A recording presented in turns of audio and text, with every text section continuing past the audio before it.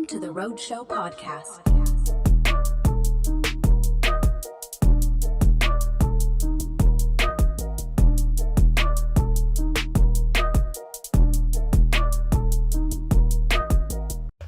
So you contacted me about a week ago to sort this out, and I was really excited for this one. Oh, cool. Because you want to go deep on a few subjects that I think it's interesting that we should be shedding light on. Yeah. At the moment, with everything going on in the Middle East and everything else that's happening in this theologian type hypocrisy that we're going through right now, it's probably a good thing that we speak on some stuff. For sure, yeah. So do you want to tell us a little bit about yourself, Anthony, and what you can, I guess, tell us? Yeah, what we can share and what we can what discuss. we can achieve. Yeah. So I suppose in some ways, I'm like Malik. I do lectures at the Theosophical Society as well as like other sort of groups and organizations around. I've been giving talks for a fair few years, probably around 10, 15 years. Okay. Like various groups around, like I'm from Sydney originally. So yeah, I just, gave it, various centers and lodges around Sydney and different groups and also continue it here in Perth, like most recently because I've only been here for about 3 years. Okay. And my background is I'm a geologist. I've traveled the world working in different places, Greenland, Iceland, Portugal, all over the place. Wow. Yeah. Greece, ancient silver mines, really cool. Done a bit of work for UNESCO and I also like enjoy the esoteric sciences. Whoa. Yeah. So I love all the aspects of science and art and philosophy. Yeah, cool. Yeah, and so these are the kind of things that just fascinate me, and I just love talking about it. And that's how I connected with Malik. We met, last year. Yeah. Yeah, and we connected like we'd known each other forever. Yeah. Yeah. Epic. We walked and got some Chinese last night, and it was a podcast unto itself. Every time we talk, it's a podcast. Yeah. That's cool. I love those relationships, man. Yeah. I have that with a few people. I feel like whenever we have a podcast, when we sit down, we kind of do a podcast before the podcast about things we shouldn't talk about on a podcast. Yeah, it always happens. You know what I mean? Yeah. Well, when we record, but by the way, we're starting a podcast called Philos Academy. And Congratulations. Yeah. It's going to be just pretty much televising what we talk about. Yeah. And then it's really funny because right before we start, we end up just talking like half the time about what we should. It was like, why don't we just record? Why did we start recording? Or and then we just add more material to it and adds depth and different things. And it just always like extrapolates into different, like these kinds of conversations that split off in so many different directions and then they come back. They're the best types of conversations. Yeah. Especially when you have your own points about things and you kind of have your own understanding and then somebody just rattles your world with some new information. You're like, oh, shit, I didn't know that, or I should probably implement that or whatever. Yeah. It's pretty cool. So one of the subjects that we can get into today is your knowledge on Freemasonry, right? Yeah. That's cool. Yeah. So we've been. What is Freemasonry? It's a really good question, actually. In terms of like, what is the definition of it? So the idea, and just to preface why we've been looking into it, is because I think with the Epstein files revelation, it's brought into the conversation this idea of secrecy back into it. Secret groups, secret trafficking, and so on. And the first thing that people point fingers to is Freemasonry among other groups as well. There's many other groups. The Illuminati stuff like Classic, this, right? Yeah. And Are they entangled? What, the Is Illuminati? the Illuminati a real thing to you guys? good question. I think it is. Adam Weishaupt's Illuminati that he created in like 1773. It lasted like 10 years and then it died out. And it was the greatest secret society that ever lived that never existed. Supposedly. Yeah, but it's the perfect. It still gets quoted today. Yeah, absolutely. It's the perfect cover, right? Because it did exist. Now the question is, does it exist now? Now, is it the same thing? Absolutely not. It's not the same lineage to it. But if someone were to create a kind of because secret organizations do this all the time. They create groups that are allusions to things in the past. So if someone were to create a kind of like a contortion of the Illuminati idea, which was just purely good, it was just scientific right? And then they were to create it, but the illumination there is defined as something else, then they have a perfect cover for technically not existing. Someone points the finger at them for existing, they go, no.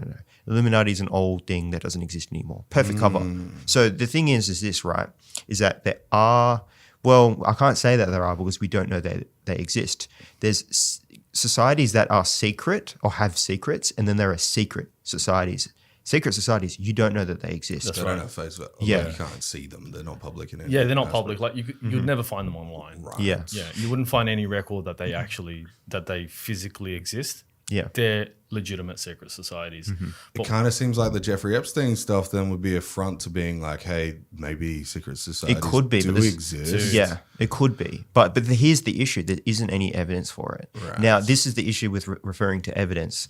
There's this thing, I call it my own razor that I came up. Have you heard of Occam's razor? I've heard of it. A variant of it is Occam's razor? Occam's razor. Is it Occam's? So Americans say Arkham. Ah, I got you. The simplest explanation is normally the most valid one, or normally it's the shortest line between point A and point B is normally the best one. Another kind of razor that I came up with is that that which is designed to be plausibly deniable appears plausibly deniable. So when people create these allusions to secrecy or that they're a part of some secret group and that they use code words and this and that, they're often plausibly deniable. So that when you use it, for example, in the Epstein files, they use terms like cheese and cream cheese and stuff like that, jerky and so on, right? Yeah, like now, pizza, it's right? easy to just go, in court, it wouldn't hold up. It's just, they're talking about jerky.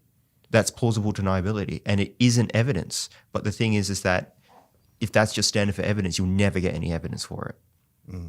So that which is designed to be plausibly deniable appears plausibly deniable.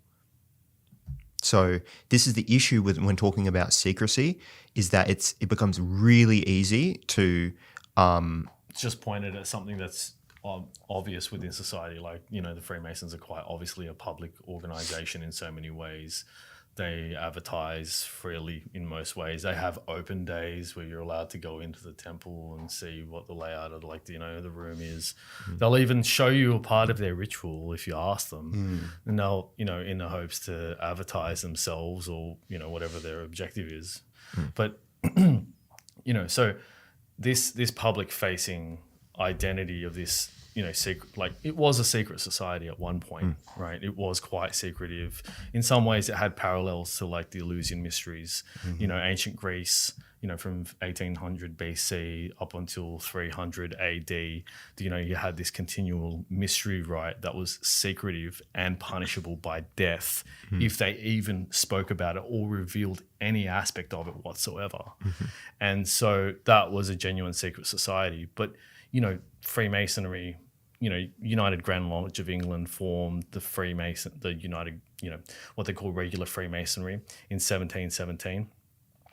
And they were genuinely a secret society. Like, this is all public knowledge. They used to meet in pubs, and they used to have like a little carpet that they put down, and they do their rituals, and they attracted some really famous people like, George Washington, Abraham Lincoln, Shaquille O'Neal. Like, you can look it up. He's really funny. He's a He shows his ring anytime he can. Really? Yeah. Yeah. Oh, he's a I didn't very. know this. It's like a really kind of funny. prominent. Yeah. Whoa. So okay. with But just saying that it has public face value as a society doesn't mean they don't have secret arms to it, right? Oh, Yeah. of course. There's like secret, like there's organizations that branch off from it Yeah. that are public. So you can see like the York Rite, which you can look up, the Right. Scottish Rite, which you can look up. There's a lot of public aspects to it. But then there's also other like split offs from that. But like there's the Knights Templar, which still exist. it makes it less likely that they're nefarious, because if you are doing nefarious activity, you do not want any attention at all. That's right. Right. And my point with that was that if they have a face, a public face, can they continue their secret doings behind closed doors because they now know that they're protected by showing face? Yeah, it's possible. Like the Freemasons being the public face isn't no longer the secret society. You know what I mean? Yeah. But they're condemned as if they are because, I hate to there's a lot of attachment to it. Yeah, I hate to refer to authority, but if you just read into them, the history of them, there's the public, very public books in it, like Freemasonry dictionaries and stuff like that. When you actually understand it, you see the limits of what it is and isn't. Yeah. There are other things out there that are heavily referenced by many people. Many people claim to be contacted by secret organizations that if you look them up on Wikipedia, they don't exist. There's a few that I know of, and seems to be a little bit of the MO of them, is that they refer to an older group that did maybe exist in the past, and then they say that they are them. Now, like I said, it's a perfect cover that if it ever gets exposed, someone could just go, oh no, that's an ancient thing that someone's trying to revive. So there's two that I have seen in circulation. Illuminati is like, it became a public joke, right? In the 2012, 2013. Yeah. It was like funny. Kevin Hart was talking about it too. Who? Kevin Hart. Yeah. Now, it's kind of seemed like a thing amongst celebrities. Yeah, like an elitist type thing. And they do like the eye thing. Yeah. And there's levels to secret society as well. There's some that could just be like probably like just a club of people, and then there's people who could be up to not so good things. So we don't know. We can't just assume that anyone who is secret is bad as well. Another society which is rumored to exist by multiple sources is something called the Vril Society, which was the pre-Nazi party secret organization that led to the Nazi party. It's incredible. I'm pretty sure that was a real thing. The Vril Society. Well, it was it's hypothesized to have existed, and it's contested whether it existed at all, right? But the idea is that it still exists, but there's no evidence for it. But it's said by a number of semi-reliable sources, you don't really know who's a reliable source, that it does exist. And that if it did, would be a real secret society, because we're even talking about the existence of it. Now, I'm much more concerned about what they're up to than I am about the Freemasons. What are those fuckers doing? So, like, even Epstein, all of that was done under, There's it gives you anxiety, I don't know if you've seen the documentary on Netflix, The Octopus. Mm-mm. Oh, the Hydra? No, it's a secret.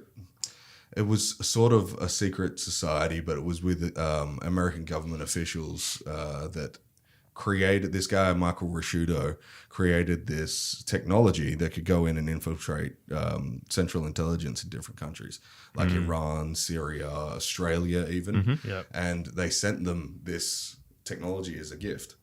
And that gift it had a face kind of thing, like, oh, you can then implement it yourself, but it had coding behind it that would just completely go into all of their secrets, so they knew everything about them. Wow. And then this Michael Rashudo guy gets put in jail, and then he starts fucking talking about who told him to do all this. Whoa. And so the octopus is the 8 arms of the 8 people that told him to do it, and George Bush Senior was one of them. Yeah, it goes deep, and nobody knew about it up until like 2006, when this guy Danny Caruso gets killed. He's a journalist. He's looking into it. He got cut. He was meeting up with these people who were they dealt with psychological warfare with the CIA. You reckon it was a continuation of MK Ultra? They supposedly shut this down in the 70s. That's mentioned over 100 times. Yeah. And to this day, there's probably still evidence of them going ahead with MK Ultra for sure. Dude, there was over like 30,000 projects globally. Huge amounts, dude. They were operating in South Africa. Yeah, there was no way that they shut it down all in one go. No way. That Jolyon West, he was a sick fuck, dude. He killed an elephant. Did I tell you about this last time? No. So he did a mind control technique in public at the New York Zoo, and he was like, okay, so we use LSD. We give, you take the body's weight divided by 14,000, then you give them that dose of LSD to control their mind. You know how big a fucking elephant is? Pretty big. Bro, he gave LSD to an elephant. He wanted to control its mind. He said, I will make, this elephant was super horny, and all it wanted to do was fuck. And he was like, I'll make it so that it doesn't have any kind of like urge anymore. The thing, he injects it with 14,000 divided its weight, which is a phenomenal amount of lysergic acid. Yeah. He fucking dangs this thing up. It its eyes start bleeding, and it died in front of a crowd. You can look this up. Well, you got to think about it, the brain is not too big. No, it's tiny. Yeah, compared to its size. So brain saturated. like using that formula is just stupid on the face of it. Yeah. So he did that in public, and that's when he went into hiding after that. And then, you know, he's still rolling around, and Jolly West is supposedly one of the people that visited. Who's the old mate that supposedly killed the president? JFK? Lee Harvey Oswald. So he met him in a prison cell. Mm-hmm. They deemed him completely insane 30 minutes after. Jolly West. After he met Lee Harvey Oswald, he just lost it. Just lost it. So apparently they gave him a glass of water, and he dosed that glass of water with LSD. But much that it would screw your brain up. That's a classic MK Ultra, man. That's what they were doing for like 30 years. This Operation Nightshade that they had. That's sick shit, dude. It's a sick thing, and they'd put the LSD into the air vents. Mm-hmm. They'd like make this particulate version that. Like they would inhale, like the girl would leave the room, and the person would just be in there, and then, you know, he'd get dosed, and they'd use it to extract information from people, like get them, you know, to a lucid state. Well, in Norman Ohler's book about Charles Manson, he was part of it too. He was a part of it, so he was getting all his LSD. And he was taught in federal prison by, you know, CIA operatives how to mind control people. Yeah. So that's what he did. He got his, I think it was in Fresno that he was getting it. He would go to a clinic for STIs once a week. And they'd give him a parcel. And they had the biggest amount of like holdings of LSD in the world. Whoa. And every week he would have a new batch of acid to go back to the ranch with. Oh, man. And do you think it's a coincidence that around that time that was like whole free love movement in the I don't think it's a coincidence at all. Man, they were just mass dosing the populations to just see what would happen on a mass scale. In chapter 1 of that book, I can't remember what it's called. Is it The Family? It might be. Yeah, that's what it was. The Family. Charles Manson. Yeah. Jolly and West went to, I can't remember where they were developing lysergic acid with rye, and he bought the world's stock of it. From Sandoz. Sandoz was the company that created it. Yeah. And they bought everything they had. Yeah. Everything in the 70s or early 70s. Maybe 60s, maybe. I don't really have a good time signature for that. Yeah, MK Ultra was like late 50s. Oh, there you go. Yeah, late 50s all the way up until the early mid 70s. Yeah. Wow, dude. And then they released it into the general populace. Yeah, so my point on that is there's like groups like the Octopus that have been operating for nearly 70 years, 80 years, and nobody's known about these things. And what's that, a Netflix documentary? Documentary about Netflix. Now imagine what's out there that doesn't. That's not public. That's what I mean, man. You know? And this is where I think the energy should be with people. I love how people are now being skeptical and criticizing the elites and questioning what they're up to. Because look, the Epstein stuff, that was known for like 10 to 15 years. Yeah. There was claims of that going on for such a long time before it all came out. Now, what I'm worried about though is that like you look at the online response and they're just pointing fingers at anything that you know is that they can, and then just saying that that's it. That's it. Yeah. Yeah. So, but it's probably creating like what we were saying yesterday. It's like it's creating media hype saturation. Mm-hmm. So the media becomes so saturated with all this finger pointing that no one actually knows what's true anymore. Mm-hmm. So it's like, and that unto itself could be leveraged by certain elites, right? Is that if you confuse people with all of this information, which I think is happening with alien disclosure, right? So if you look at the timeline on when alien disclosure or UFO disclosure happens, it's always when things are happening at the moment. So with the Epstein files release, 14 days after it, I think, my timeline's messed up, but around that time, Obama just comes out and it's like, aliens, they're real. And then they put it on the front page of the New York. Yeah, and then a few days after that, Trump effectively verifies it by saying, he shouldn't have said that. Yeah. Well, I guess I better release stuff on it. And all of this is happening right when the whole Epstein file release happened back in February, right? So I think that you can leverage this technique of slamming people with this information all the time so they don't know up from down. and also they get confused, and also they don't care. People just don't care. It's like, okay, aliens, just elites, and who cares? I'm still trying to refill my car, like dealing with inflation. Like they're getting smashed with so many things simultaneously. I don't you even don't think that's even real. know. The cutting off the strait and then pumping prices. Well, there is this I run kind a of transport company, and my standard fuel bill was about $15,000 a month, and now it's like close to 30. okay. Wow, that is insane. Yeah, our profits have dived because of war in a different country, but we have one of the largest deposits of oil in the world. In Australia? In Australia, Well, We're the largest exporter of gas. of oil. Yeah. Gas and oil. Grouse, Yeah. So right now we're pulling about 80,000 barrels of crude oil out of the ground in Australia, Yeah, right. and that equates to about 4.14 million litres of diesel per day. yet we don't have the refineries for it. Yeah, and there's a reason for that. Yeah. BP, British Petroleum. Go into that. That's really interesting. Yeah. Why? So BP now its largest shareholders are Chinese operatives, Yeah. and which is very strange because China has a grip hold on the Australian market like you can't believe.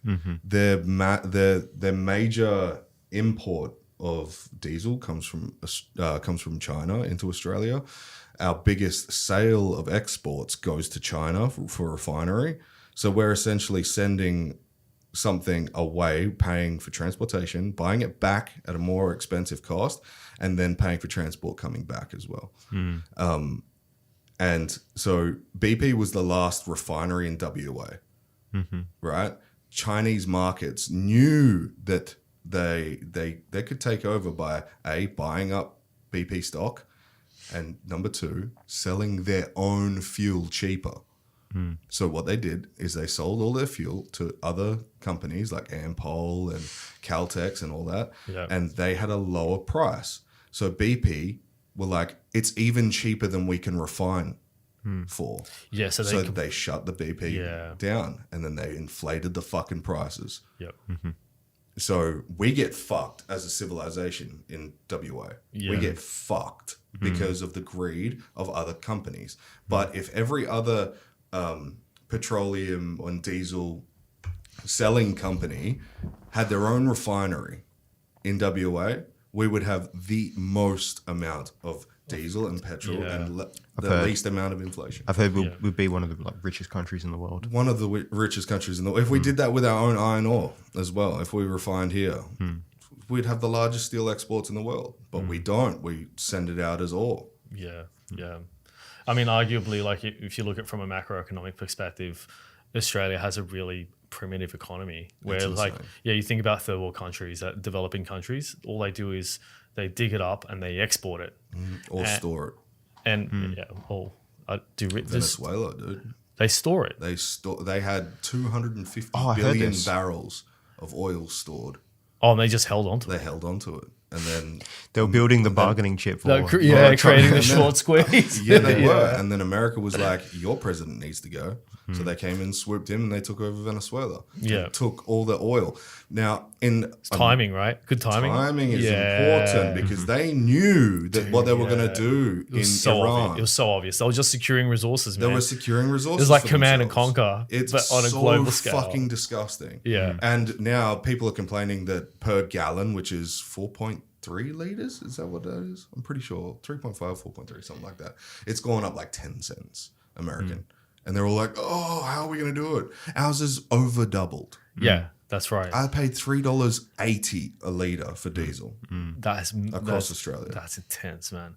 Like they're paying $4 a gallon. So what's like $4.50 a gallon? They're all crying about that. Yeah. It's the equivalent of paying $1.20 a litre. I know. You see like American TikToks of them reacting to Australian prices. Yeah. Like, oh, why are they complaining about the price? And it's like, oh, a litre? Yeah. Oh, what's that, a gallon? Oh my God. You're paying $8 a gallon. But isn't it funny? The Australian dollar has gotten stronger. Yeah. Since the inflation. Yeah.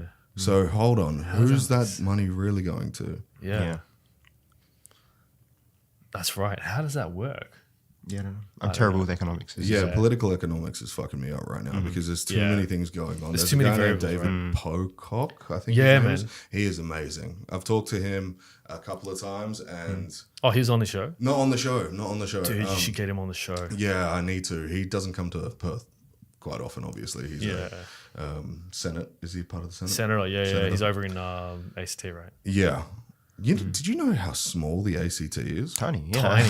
It's I not. didn't know. It has massive roundabouts. It is the weirdest city It's to drive so around strange, in. Yeah, dude. it's full of just massive That's the roundabouts. capital of Australia. Yeah. Why is it so small? Why wouldn't Sydney be the capital city? Everyone thinks it's Sydney. It should be. It's like the cultural. It's the cultural. What's it called? Cultural Capital. center. Yeah. Yeah. Cultural Do you know what capital else of is Australia. weird about ACT? What? Weed's legal. Everything's legal. Where the politicians are, all the drugs are legal. Yeah. What is going on there, fellas? Huh? What the fuck is that about? I don't know. Just a coincidence, Just a man. coincidence, yeah. Just a coincidence. If I piss dirty at the Senate, shit happens. It's just a It's coincidence. in the middle man. of New South Wales. I mean, the government's always. It's doing its the own best state, for though, guys. Yeah. It's only like 4 kilometers wide. Yeah, it's it's its own tiny. state. Yeah, I mean, I think they figured that they couldn't work out if they're going to put it in like Sydney or Melbourne. They So shouldn't have put it anywhere. They We just- already It was have created. states. They It split was the created to difference. be the state, to be the capital city. But, it's if like you an economic hub. So strange. Yeah, but if you think about It's like in the middle of the Blue Mountains. in Brazil, you think of São Paulo should be like the capital of Brazil, but it's actually Brasilia. What? Yeah. So it's like São Paulo is like the biggest city in Brazil, right? There's like 100 million people there. It's not the capital city. The capital city is Brasilia, which is this tiny little state outside of São Paulo. That's insane. Yeah. That's weird. You've spent some time in Greece. Yeah. No, Yeah, we a were few talking years. before the podcast about some stuff that I wanted to get into, and I'm just going to bring it up now. You got some photos that are pretty controversial. Yeah. So we went to this church. It's called the Holy Church of Domination of Mary. And so this church was built is like a what do they call it? Sorry, a Byzantine Christian, like Greek Orthodox church that was built on top of a temple of what they thought was Apollo, but the layout would suggest that it was more a Dionysian temple. Whoa. And so the walls that they built up inside this like ancient church, which were painted by this artist that was called El Greco. El Greco was like a proto, like an early Christian Byzantine artist. So around the Renaissance time, this Byzantine. And he came up with the concept of the halos. You know how the saints in Greek Orthodox scriptures, they have a halo around their head. Mm-hmm. He was the sort of like forefather of that idea. And he painted this church. And inside this church is the only frescoes in the world that depict the devil. So demons are painted inside this church. If you look at any frescoes around the world, you never see paintings of the devil. And the lady, we made friends with the caretaker there, and she was saying that these are the most unique paintings in the world. They're the only ones that were painted by El Greco at the time, and they depict all of these different things. For example, unfortunately I didn't get a photo of this one, was Pontius Pilate, how he threw his silver back and hung himself on a fig tree. There's another one where they, like I was mentioning before, Abraham has claimed all the souls, and the demons are trying to pile the silver onto the scales. And so, like the Egyptian idea of like the scales where the heart is measured against the feather. Mm-hmm. And so if you have a heavy heart, you're then taken to hell. But if you have your heart is like a feather, you're then, given eternal life in heaven. So it draws on that idea. That's wild. Mm-hmm. Yeah, Why not gold? Yeah, it's interesting. Why silver and not gold? It may have been silver would have been a more common, like, For the people. monetary use at the time. Use at the time. Yeah. Gold is Rare. is And rare. You have to have some serious mining technology to be able to obtain gold as well. Yeah. Unless you get like riverbed gold and stuff. Yeah. And there wasn't a lot of gold if you think about around Greece. It was mostly silver Yeah. at the time. Yeah. Okay. That would make sense. Yeah. Yeah. So why I like this When- kind of when- study. Yeah. 1 second. When was this painted? Do you know? Yeah. So it was painted in 1650. Whoa. It's really old. Like these are the only paintings in the world of that type. Yeah. And I'll share the photos with you. You can share them. They are the only photos in the world. Did of you that. feel that there was proof? What do you mean? In what Like way? it was almost like proof that there's an existence of a devil? Dude, I don't know. Like the proof. It's the interesting thing about the devil, right? The idea of the devil was split out of, where the proto-Yahweh was created. So they split out all of the bad aspects of Yahweh, made the devil. And then they had this creator God, which was all God, ineffable, and, the illustrious one. And the devil is completely separated out from that. So I don't know if the devil is a functional entity, a being, as it were. But 1600s is way after the creation of the devil as well. Yeah. As an idea. It kind of just seems like if they whoever painted it, or who was it again? El Greco. El Greco. Okay, maybe it was his way to interpret that. God doesn't have these, so let's put it into a painting. These attributes. Yeah. So it has to be something else, right? Yeah, how it weighs you down. So I think what he was just trying to create was a manifestation of evil. Yeah. Yeah, these aspects of evil. So if you're infatuated with earthly possessions and silver and worldly things, then you can't go off into the afterlife, enlightened, into the life of eternity. But like if you assign yourself to dark forces, then you'll effectively live in hell. So like there's so many parallels in today's life. Like for example, you have all of these stars that assign themselves to these lives of riches and glamour and fame, and then you see them and they lose their minds, and they go off the deep end. The 27 Club's like a classic example of it, right? Yeah, and they completely detach themselves from reality, and they've assigned their consciousness, their being, their essence to something that's superficial. Whereas you have people that assign their essence and their being to something that's grounded in reality, and they go and they live, decent lives, they have families and what have you. And that's what the essence of a good life is, that you're giving to your community, you're giving to your family, you're giving to the people around you. Whereas these people that are completely attached to material things frequently lose it in so many ways, like allegorically.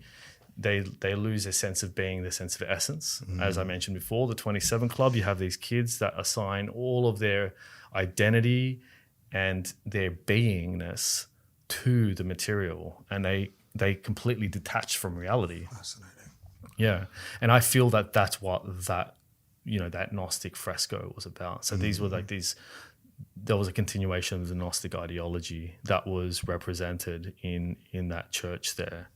But, it's interesting that, when you think about these practices of Christianity, for example, that, they talk about like the Eucharist, right? Where you're drinking of like the body and the flesh of Christ, and how ancient these ideas are, man. Like, I've got Greek background, so I was at Greek Easter a couple of days ago, and we sat inside the church. It was quite a unique experience. I'd always been on the outside, but never sat on the inside. And I saw the holy light that comes out. The priest comes and brings out the tri-light and then spreads the light from within. And then we all hold candles, which is a representation of the light. And then we then spread the light to all of the other congregants, and the light then spreads all the way through the outside of the church and all the way into the congregants. So then the priest goes outside and he's on the podium saying, and this is a representation of our inner light being spread throughout the world. And Jesus Christ went into Hades, into the darkness, and he returned. And he returned with a light, and he repented for our sins. And this is why we celebrate Easter. And it says Christ is risen, which we say Christos anesti. And I was like, hang on a second. Christ went into Hades. Yeah. I was like, Did he? since when do we talk about Hades? It's like, well, I feel like Isn't that paganism? well, Hang on a second. we need to preface Yeah. on the mysteries. This is one of the things. Yeah, it's a perfect segue. Do you know about into Greek mysteries? No. Okay, so Well, just I know some, but okay. I'm going to say no. Okay, very important. It was the most revered thing in antiquity. Cicero, the orator in a Roman orator, right? But he was the founder of Stoicism, Cicero. One of Okay. it, Stoicism comes from Cicero, right? Right. Yeah, okay. yeah. He was around the time of what's it called? Who Adam killed? What's his name? Beheaded. Julius Caesar. So he's one of the great philosophers, greatest orator of all time, in my opinion. Now Cicero, he said there's nothing higher than the mysteries in our world, right? These mysteries, right? These rites were absolutely the most sacred and profound things in their time. Ancient Greece. Many, Ancient Rome. Marcus and Aurelius. Marcus Aurelius repaired the temple after it was destroyed. Plato, Aristotle, Socrates were all initiated in the mysteries. Yeah. Aeschylus, Sophocles, and Pindar as well, the great playwrights, are all initiated in the mysteries. Aeschylus, one of the great playwrights, one of the first ever, right, in all of Western history. He was softly referencing some of the mysteries, and they straight up tried to kill him. Yeah. He was exiled to either Athens or Sicily. Talk about secret society. Right. So this is where the idea of secret societies came from. Wild. Yeah. So modern secret groups or occult groups invoke this kind of symbolism. This This is what framework. they're trying to be, pretty much. Yeah, that's right? the framework for this. And even the word mystery. What's the word in Greek for mystery? Mysterio. Right, and that means the same root of mysterio. occult. So Yeah. the Latin version of occult, Mystery. to conceal is occultus. So this is where the word occult and mystery comes from. So It just means hidden. Like even like the word a secret esoteric, society. esoteric just means esoterico, which is like inside. yeah, Yeah, versus exoterico, which is outside. Which kind of means like hush. Exoteric is just like on the outside. Yeah. Yeah. Esoteric is. Esoteric is like inside. That's what I mean. So It's every like religion- closed doors type. Exactly. yes, yeah, every yeah. religion has an esoteric. There's the exoteric religion and the esoteric religion, right? Jewish thought, it's all their esoteric stuff is oral to this day. They don't write down much of it. But they have the Zohar and the Sefer Yetzirah. Yes. Okay. Yeah. But the thing is with the Jewish rabbis, they're not allowed to teach non-Jews esoteric works, or Kabbalah as they call it. Yeah. And a lot of like Jews that arguably don't even know about the Zohar. No. the Sefer Jews Yetzirah. Jews It's as like a this hidden aspect of their religion. Like Yeah. most Christians don't know that there's like an esoteric or a Gnostic aspect of Christianity. Yeah, so Christian killed their esoteric. Last time we spoke, that's literally my first enlightening of Gnosticism. Yeah. It's like, wait, what did you just say? Yeah, in the 3rd century, what was it? Pope Clement III, he completely erased any aspect of esotericism out of Christianity. Yeah, killed them all. He wiped the whole feminine aspect. So there's like, we know that Christianity is very paternalistic, but it wasn't always. Yeah. It was a very maternal, like had a strong feminine aspect to it, and that's actually also in some of the photos that I took, which I'll share. There is a strong feminine aspect to it, like. What was the feminine aspect? Like, was it like a feminine entity? Okay, this is a huge question. Freya, the Earth Mother. No. That's way too deep. Way so, earlier. He's a dum-dum. No. It's like technically correct, but the biggest one is the idea of the sacred mother Sophia. Sophia. Okay, yeah, we've talked right? about this. Yeah. Sophia is probably the most revered figure in Gnosticism. Sophia is the expression of wisdom itself. She is the Logos, and Jesus Christ is the earth manifestation of Sophia. It depends on the Gnostic sect that you read. They were hugely multivariate. So Sophia is the feminine. The whole universe is the female. The whole universe is, in Jewish thought, is the material universe, that is there's 10 emanations of God. This is the tree of life you might have seen. They use it in pop culture a lot. And there are 10 what's called sephira, or emanations of God. In Christianity, you have 3 emanations of God, the Father, Son, and the Holy Spirit. Yeah. Jewish thought, or Jewish Kabbalah, there's 10. So there's Keter, Chokmah, Binah, Then it goes to no, not Netzach. It goes to Yesod. Yesod's the final one. I forgot, it'll come back to me. Gevurah, Netzach. Then it goes to Hod, I believe. Yesod, Malkut. Malkut is called kingdom. It's the material world that we live in. So that material aspect is female. The universe is the material world. The word matter comes from mother. Mother, yeah. Right? But like even like a temple, it's feminine. It's meant to be feminine. And that's why the priest is always masculine. Yeah, and it's that interaction between the male priest, the invoker, and the temple, which is feminine.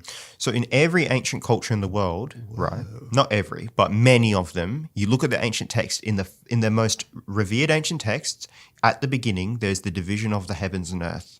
You have it in Sumerian, you have it in the Bible, God created the heavens and earth. You have it in Norse thought, you have it in Greek thought with Uranos and Gaia, right? You have it everywhere. It's the separation of heavens and earth. Heaven is the sky father, Uranos. Yeah, and earth is Gaia. Is the earth mother. So it's a psychological, you could call it an archetypal split as well of the material and the consciousness. Consciousness is, we know that we're this non-physical thing, and then we're definitely a physical thing. And this is very hard to synthesize together between the two, and that's why that interaction, but there's always that play between the sky father and the earth mother. But then like there's also in a lot of mythologies like Mithra or Odin's a great one because I think people can relate to it. Odin came down to have earth, had the earthly experience, right? He came down. Yeah, he became. Mithra is the most important. Mithra is the first idea, is the mediator, the great mediator, right? And this is the thing that Jesus Christ invokes, is the mediator between the messenger of the gods. Hermes Trismegistus is another one, is the messenger of the gods between the earth heavens and the earth. Yeah. I just want to say as well, even this is how foundational the heavens earth split is. If you just like are a human and you look in front of you, you see earth, which is the horizon, and then the sky. It's literally, we see it all the time when we're looking around, is the split between the sky and heavens. But and that's why it's so much more important down rather than up. Yeah. Well, to the general populace. I mean, a lot of people don't even look up. Right? No, I was in the middle of Australia on Saturday night, and I looked up. The stars, right? Oh my God! It's almost like you could see dark matter. It was that bright. Yeah. It was crazy. Is there reasoning as to why Pope Clementine defeminized? Yeah, to create a strong monotheistic control, masculinization of the church. Why did he do that? For control. That's for male control. Yeah, absolutely. I think it's psychological. Was he gay? No, I don't know about that, but I think it's a psychological thing happening, right? It's more psychological. I definitely think it's happened as well. Whenever monotheism as an idea is the idea of centrality, order, and structure is a masculine set of principles, right? It's philosophically masculine. Feminine is a little bit more. Look at Buddhism. Buddhism is very much on the psychologically feminine aspect. Of course, very comfortable with other religions. Yeah. It's not so structured and hierarchical. Yeah.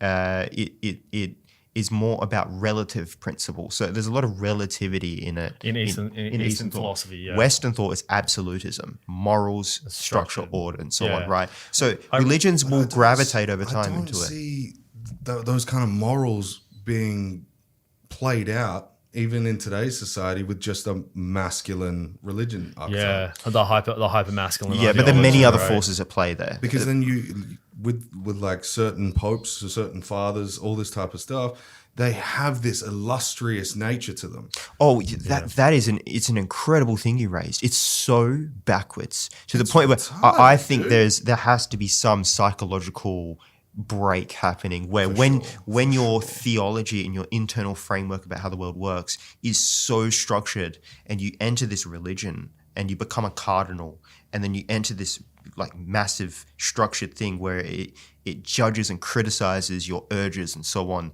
that it creates a flip somehow. Because it's the only way how can you create your whole identity and only thing you talk about is your religion, this and that, and then you do the most vile act of sin imaginable. How?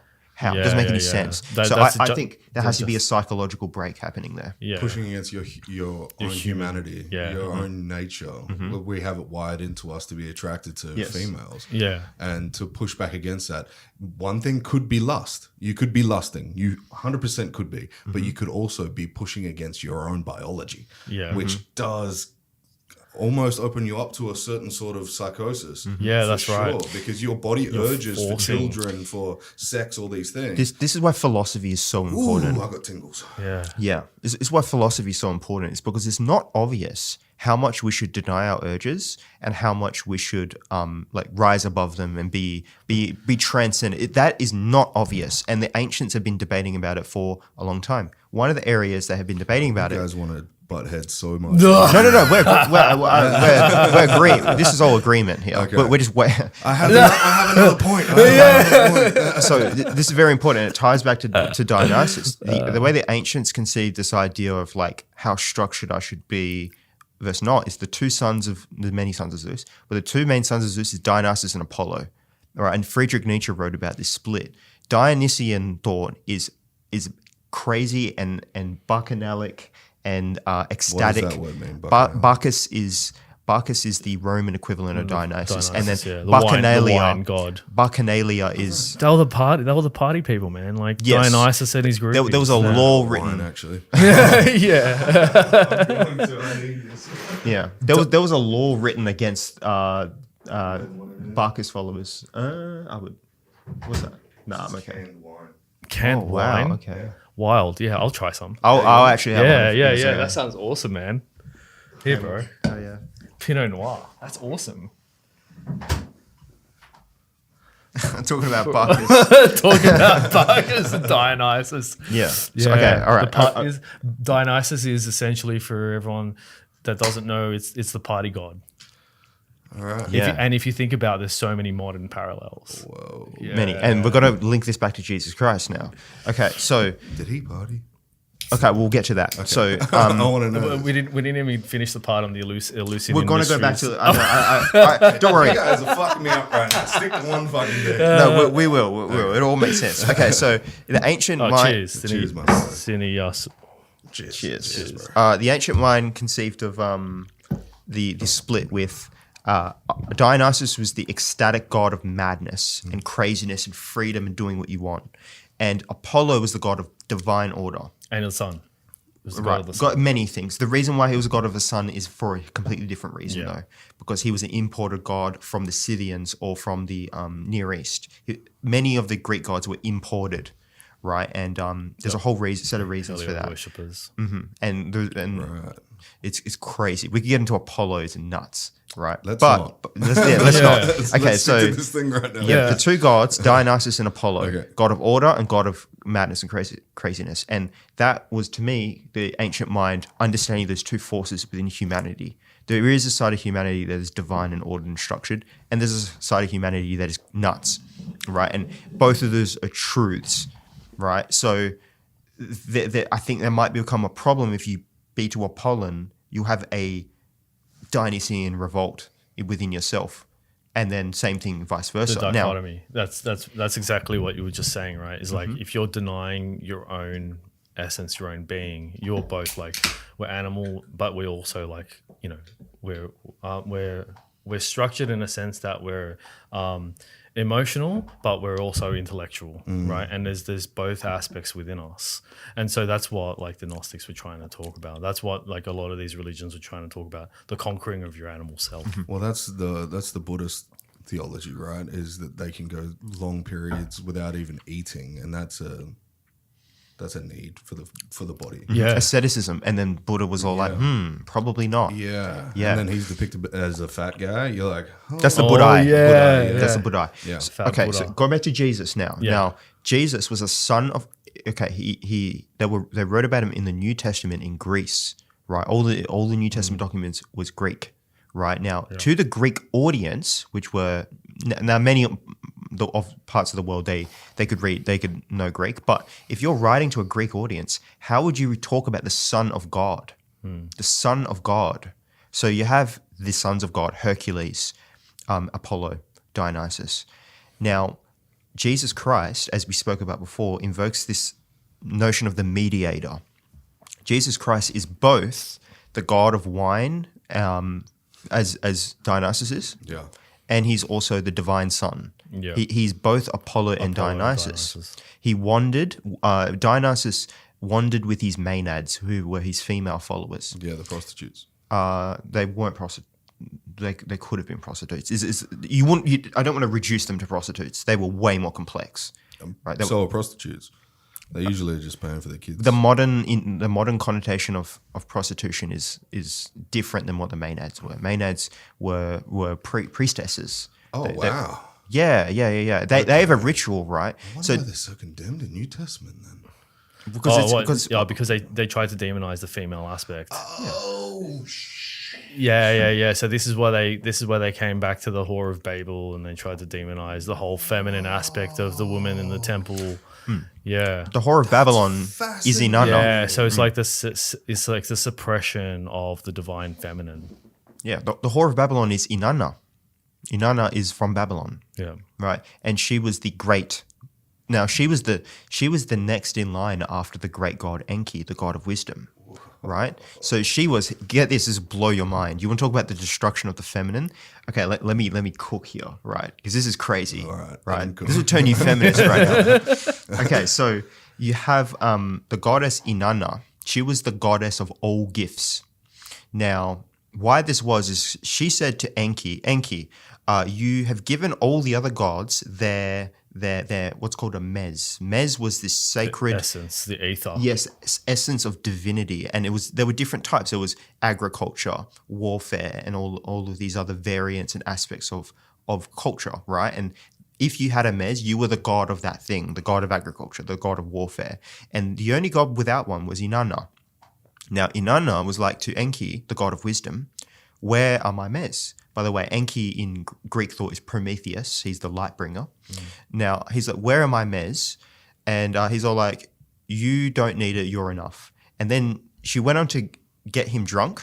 This is in the text. And then she stole all the mez from him. Now, this theft of the feminine is what in the Bible they're invoking with Eve taking of the fruit of the tree of knowledge and good and evil. Right? Yeah. So that's what they're invoking there. Right. But in the Sumerian, Inanna, her taking of the mez was not a bad thing. It was she became the head of the region at the time they started to worship Inanna more. And they needed an origin story for why it went from the worship of Enki to the worship of Inanna. So Inanna became the next in line as the goddess of wisdom.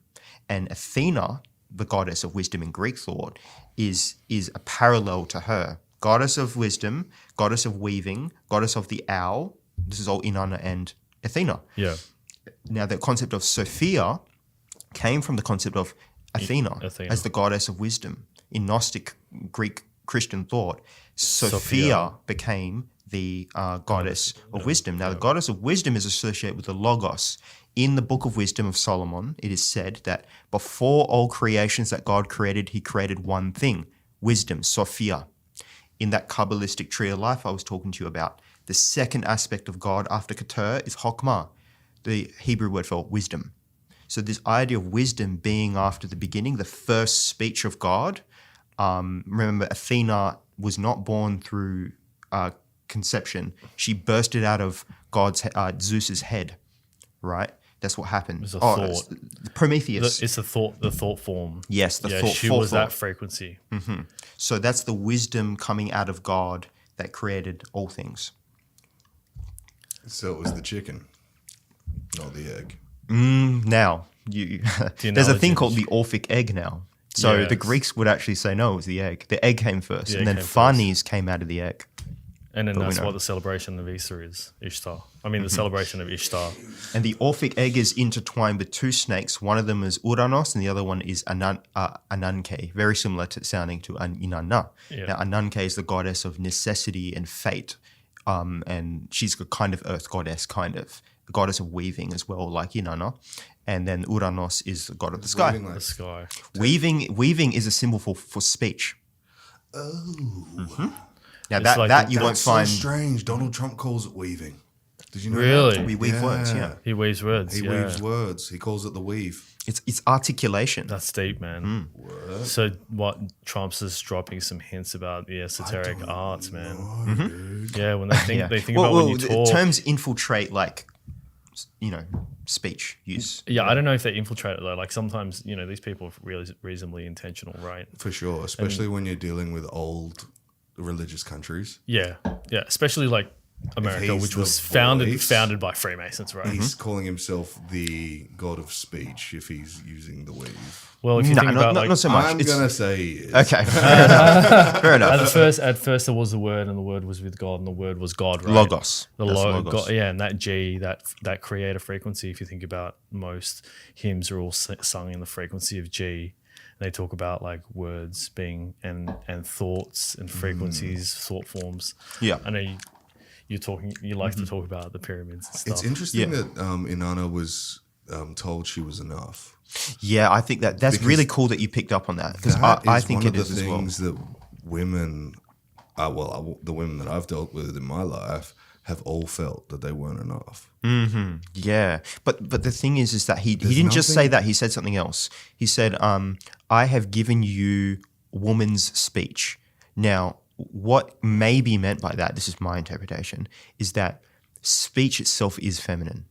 And he gave that to her. The mez that he gave her, or the power he gave her, was speech itself, which is consistent with the whole weaving thing. And I think it's nice. Ma being the first word that a baby speaks. Being ma. Which is something we reference off podcast. But that feminine aspect is weaved into everything, right? They talk about like the mother is the giver and provider of a child. Effectively, like, you would know, man, like a child wants its mother more than anything, right? It's strange that in New Testament and even Old Testament, Mary Magdalene wasn't considered the miracle. She was considered to conceive the miracle, which was male. But into itself, a lot of women these days, I don't know what it is, but they think that the man providing in the household is the thing that keeps a nuclear family structured. That's not true. It's always the woman. It's always the woman. She provides a foundation. Will go to work for a good woman to pay for a good life when there's morals and ethics in the household. Yeah, like a lot of... So my point to that is it's so strange that they defeminized religion when it's the most important thing. Yeah. The feminine aspect is the founding principle. We don't have humans if we don't have females. That's 100%. exactly right. Like the Earth Mother was so sacred, right? She might have been the greatest... She might have been the biggest god before the masculine god, because there's evidence that Kybele, which is the Earth Mother, was worshipped far into the Stone Age, right? Now, if you look at all of the figurines in the Stone Age, they're overwhelmingly female. Overwhelmingly female. Like, I would say like 90%. Huh? Like who? We don't know because it's the Stone Age lost. One of them we know is this Kybele. Of course. But one of them we also know is Venus. Kybele, the feminine mother. And she's depicted with two lions. Yeah, vernal worship was the biggest thing in antiquity. Tell about the Stone Age. What's Stone Age? The Stonehenge. Yeah, so Stonehenge was meant to be aligned with the vernal equinox. So like they lined it up so that when Venus would rise in the sky, it would line up perfectly in time for the vernal equinox, and that would signify a time for harvest. Wow. So I was there 3 months ago. Stonehenge. Wow. Oh, really? Yeah. Wow. Yeah, it's fucking sick, dude. Dude, how do they get those stones there, man? They're so huge, man. I have no idea. And underneath it is even crazier. Oh, right. Did they hit it with like GPR, like ground penetrating? So they dug up. I think it was in the 1800s. They dug it up and they found an eagle spread with a lion's head. Whoa! I never heard about this. Haven't you? No. Yeah. Enlighten me. There was a stone that was laid right next to the henge, and they presumed that it had just fallen off the top. But how does a fucking 30-ton stone fall that that? There's no amount of wind that'll push it. Something very interesting on that to think about, right? Yeah. Where is Stonehenge? It is east. Yeah. Oh, just general location. England. Fine. Yeah. Do they have lions in England? No. You know what So- else they don't have? Fucking eagles. Yeah. So, but this speaks to if you track the migration, the archaeological migration of lions, Yeah. then you can actually know when certain cultures picked up ideas. And if you find, insane. and you find, because I actually study this, this very thing because. The goddess Inanna is associated with the lion. I'm thinking, wait, there's no lions around that region. No. And then it turns out that lions were all throughout Europe, Yeah, of course. but a long time ago. Yeah. Far longer than they say that how old that is. It makes you think, though, if the land, like, what do they call it? Pangea? Pangea. Pangea? Yeah, that's the one. If that was a literal thing that happened, the land movement, the terraforming that happens, and if this is a complete hypothesis, if Stonehenge was there, let's say 200,000 years ago, there's terraformation. It's no longer going to be pointed at Venus. It'll be slightly off. It might be at Leo, right? Like Might some be a Leo constellation or something else. Well, yeah, they found this in with the Sphinx that it may have originally been pointing at the Leo constellation. Did But you- when we're talking about Pangea, we're talking millions of years. Do you know why the Sphinx doesn't have a nose? Because water erosion. I know what you're going to Ooh. say. I know what you're going to say. It's been debunked. Napoleon knocked it off. Nope. Oh, why? No, shot off. No, okay, yeah, It had an African yeah. nose. Oh, okay. Yeah. Are you joking? No. Okay, No. it's not true. I know this has been debunked. What, they The whole shot nose it thing. off? They didn't, Yeah, they didn't shoot it off. No, they're depictions I of thought the it was Sphinx. like water erosion. No, they're depictions There's of the water Sphinx. erosion up until the top of the face. Yeah. No, the whole head. The theory is the whole head didn't even exist, let alone the nose. So the nose being broken off was depicted before Napoleon even existed. So the nose has been missing off of it for far longer. This was stated by Robert Schoch. He's wrong. He's wrong. He's He's dead wrong. too. You can't No. ask him. He died recently. Almost but- got like a yeah. Jesus aspect to it. Yeah. Yeah, it's funny, like these geologists that got into, mystery schools and, Yeah. and ancient history, like hidden history, right? Yeah. But it was How the fuck did they build that though? dude, how do they build Chisel? how do they build the pyramids? Have you seen bel- Göbekli Tepe? Oh, bro, I've been for like about 200 kilometers from Göbekli Tepe. I wanted to go, but they they don't- they like, don't- we can't take you. Nah, out there." yeah, they shut it down. Yeah, Really? They filled Yeah, it in. they shut it down for Oh. 100 years or something. Yeah. They filled it in. The top of it. Yeah, which that it They're might be pushing for back good against- reason. They're pushing back against it at the moment, but Yeah. there's been a lot of stuff around Göbekli Tepe that's happening as well now, which is fucking awesome. They found Yeah. the column. Have you seen that? I think it's called No, I can't remember what it's called. But they found a column that runs about 300 meters down. Wow. Yeah. Yeah, they were 300 far more meters down. sophisticated. 300 meters. Bro. But do you know how old? So that means it's all been filled in by filled in. over erosion They're and saying that times. there's mostly structures down there too, so it's like. Yeah, it's crazy. This is right at the end of the Ice Age. Have you seen the? Oh yeah, right at the end of the Right ice at the age. end of the ice So age, there yeah. was a hut found. I think it's called Camp Comboda. It's a hut that was found in a ravine, and they carbon dated the wood. 450,000 years. Yeah, and the funny thing is they were talking about European people transiting across into the British Isles, Yeah. and that was like before the last glacial maximum, which was over 10,000 Yeah. years ago. Yeah. So yeah, like you're saying, that hut that was like over 500,000 years ago, Mm-hmm. and then they're talking about other ancient opportunities, like walking across land masses that are now filled in by water, and these sort of like interglacial periods around the world.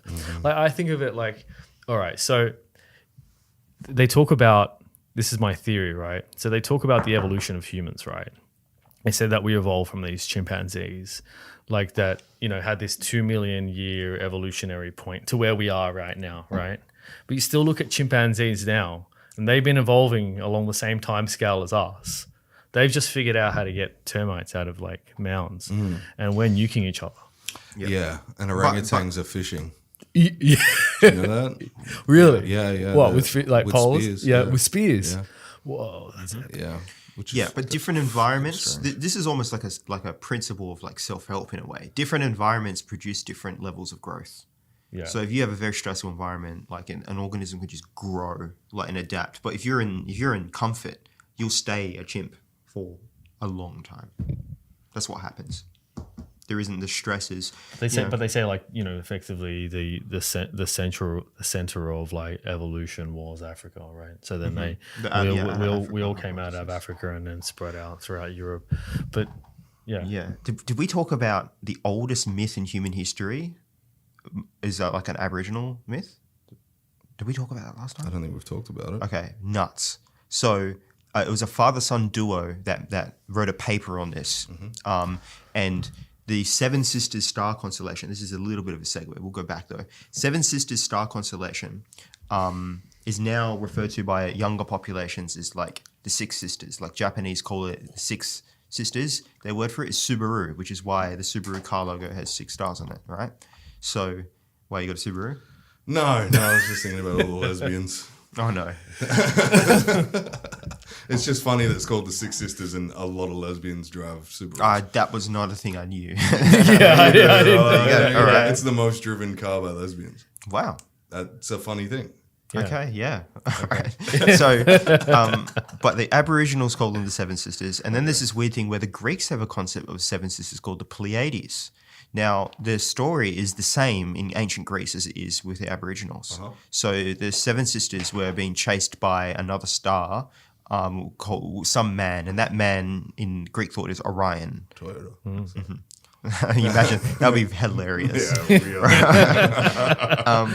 But yeah, so they're being chased in the sky, and then what they found was that there's a Hyundai called Orion, which is Orion. Yeah, there we go. There you go. Hyundai's chasing. Yeah. So South Korea's revenge. And Bringing it back esoterically. Yeah. Around the world, there's this idea that one of the sisters gets lost, and in some cultures there is no seventh sister at all. So you have this idea where there's a devolution from 7 sisters down to 6 sisters. Why? Well, if we look at the sky now, you can only really see 6. So the question is, maybe one of the stars two of the stars have been moving close to each other and it looks like one. So they asked, well, we know that, okay, Greece and Egypt, there's no flow there between ancient Greece and ancient Egypt. What am I saying? Aboriginals. Australia and Greece, no, none, right? So it must mean that the Aboriginals took it with them when they came to Australia. That's really a long time ago. So they thought over 100,000 years ago, right? 150,000 years ago. Yeah, well, what they determined was that, okay, the stars have been moving close to each other. So how long has it been since they were a decent distance away that you could distinguish between 6 and 7 stars? So, and they found it was 100,000 years, approximately 100,000 years. Which means that this story was from the 100,000-year-old variant, and they kept it 7 sisters, even when it became 6 sisters. So that is incredible that the Australian narrative and the Greek narrative of the 7 sisters may be the oldest myth in human history that we know of. Whoa. Yeah, that's correct. I didn't even know that. Yeah. Yeah, my brothers. Yeah. Yeah, the mob that half of my family comes from is Wadundee, which is the Margaret River mob, and they're super old, super old. They've been around for millennia, dude. It's crazy, but it's interesting because Australian mobs, they go in between, so they'll send their females and their young males to other mobs to try and get mates and stuff, and then Wow, that's so smart. Yeah, Genetic variants. yeah, genetic variants. Sure, there's some that don't. That's how they got the thinner ankles. They have smaller ankles. Oh, is it like sort of like this? There was lack of genetic variance in Noongar tribes. Oh, yeah, interesting. Like Well, the Habsburgs. they weren't always Noongar, they were just a culmination. Wow. Which is, That's fascinating. Yeah. And like, do the mobs still have like the secret men's and secret women's business? Yeah. Oh, look, there's that's an esoteric fascinating, man. there's the esoteric in Egyptian mythology as well, or religion as well. I think I need But to cut the lights for I'm- this one. Yeah, let's cut the lights. Yeah.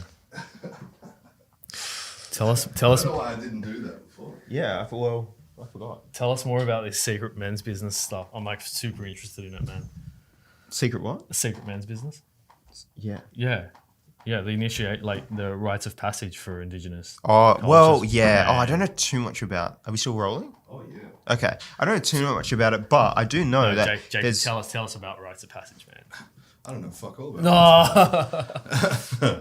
Yeah. Yeah, you lit up cool? Cool, Yeah, cool, cool. I like it darker so I can light it up a little bit more for you guys. So Oh, nice. I've just changed it on there. Cool. Yeah. But there's definitely a lot of, obviously it's all oral, so there's a lot of secret thought that they don't like telling outsiders. That's esoteric. That's esoteric, exoteric, same thing. You know, all cultures have it. Yeah, oral tradition has been like oral tradition throughout the Jewish history for as long as it, as it's been recorded, and that's why a lot of it was, I suppose, can we say fabricated?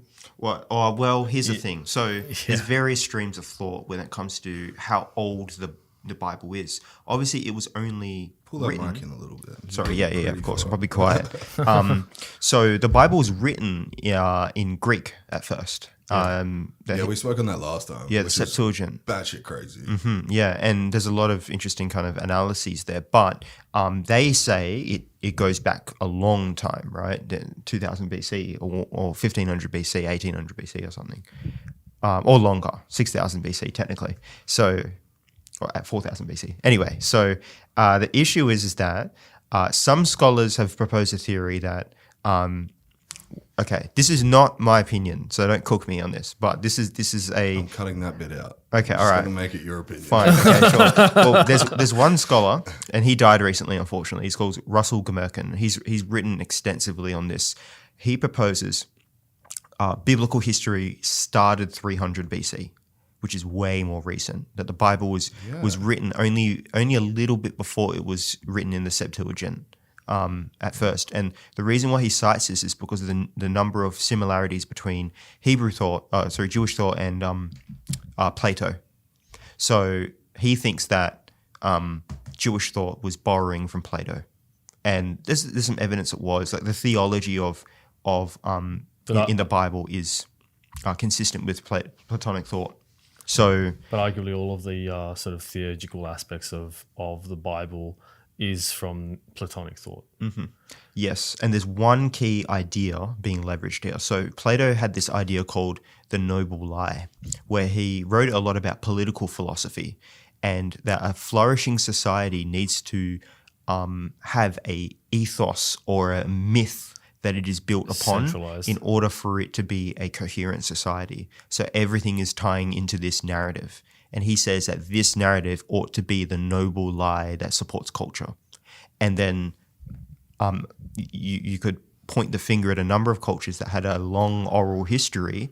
The issue with Hebrew thought is that there isn't any much archaeology of even Jewish writing or any works of the Bible before the Septuagint. There's not a lot. There's one source cited in the 7th century, but it is debated about if it's even Hebrew at all or relating to Hebrew. So, yeah, you don't have any references. You don't have people talking about Moses. You don't have people talking about the Bible or any of the stories around the world, and then bang, it pops up around 300 BC. Out of nowhere. Yeah, so it's like it has no single point of origin, like evolution, like ancient Greek, for example. That kind of makes me think that it's a culmination of different stories that then births the idea of miraculous events, somewhat like what fear does. But then it makes it all that more mysterious, right? Correct. Yeah, that's where I'm getting with this. Is it makes it inspire wrongdoing and I guess the attentiveness to wrongdoing. Like once you host a religion inside of yourself, like once you believe something, you then have the awareness of the things that you can do wrong as a human. Yeah. And when we look at politics these days, I'm sorry to bring it back to this, but once again, if you inspire fear into people,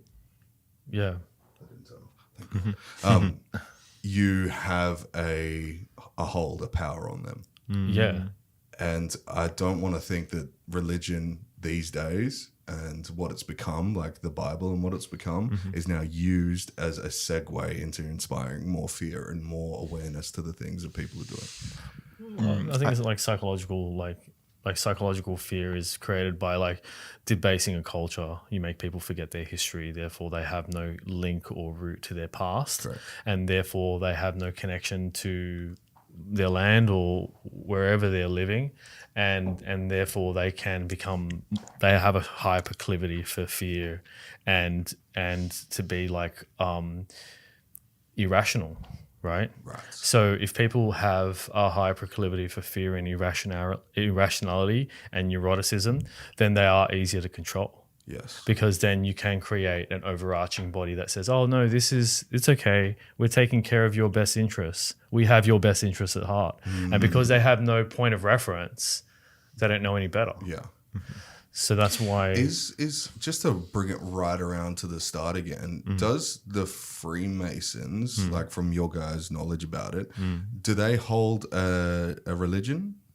Are they specific to one religion? No, this is public. This is like Wikipedia. I don't want to. Yeah, No, that's fine. But what I'm saying is that this isn't anything even secret to them. They promote the idea of there being no one religion. Interesting. That only so this is the idea of Freemasonry, as far as I can tell. So the idea. Do you remember I said that as above, so below split? Right. Yeah. So that's a hermetic principle. So that, but the as above so below split is like that ancient idea of the sky father and the earth mother. Yes, but you do have to believe in. Sorry to cut you off, but the founding principles of Freemasonry is that you just have to believe in God, a higher power, and that's it. So there's no actual religion in it, specificity. But there are certain organizations within it where you have to be a Trinitarian Christian. What's a Trinitarian Christian? Yeah, believing in the Father, the Son, and the Trinity. Holy Spirit. Yeah, the Trinity. So yeah. just on a whole new thing. Wow, tell me about it. Yeah. Okay, gotcha. But just on the idea of the concept of why Masonry, like why a Mason, right? So this is the idea. As above, so below. The above is symbolized obviously by the compass because it's a concept of the relative. So a circle is infinite, right? 3.14 goes on forever, pi. The square is straight lines, absolute. Now, what's really interesting is that even the ancient Chinese had this concept. So if you go back to Fuji and Nuwa are the ancient Chinese masculine and feminine god and goddesses, and they were brother and sister, and they were snake bodies, half human, half snake beneath, and their bodies intertwined. You should show an image of this. Their bodies intertwined with each other, which is really similar to Hermes's,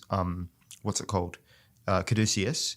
But it's also similar to what I spoke about before about the Orphic egg which is the egg that all creation came from, being circled around two serpents. You see images of one serpent, but in the actual text, it's two serpents. None came facing each other.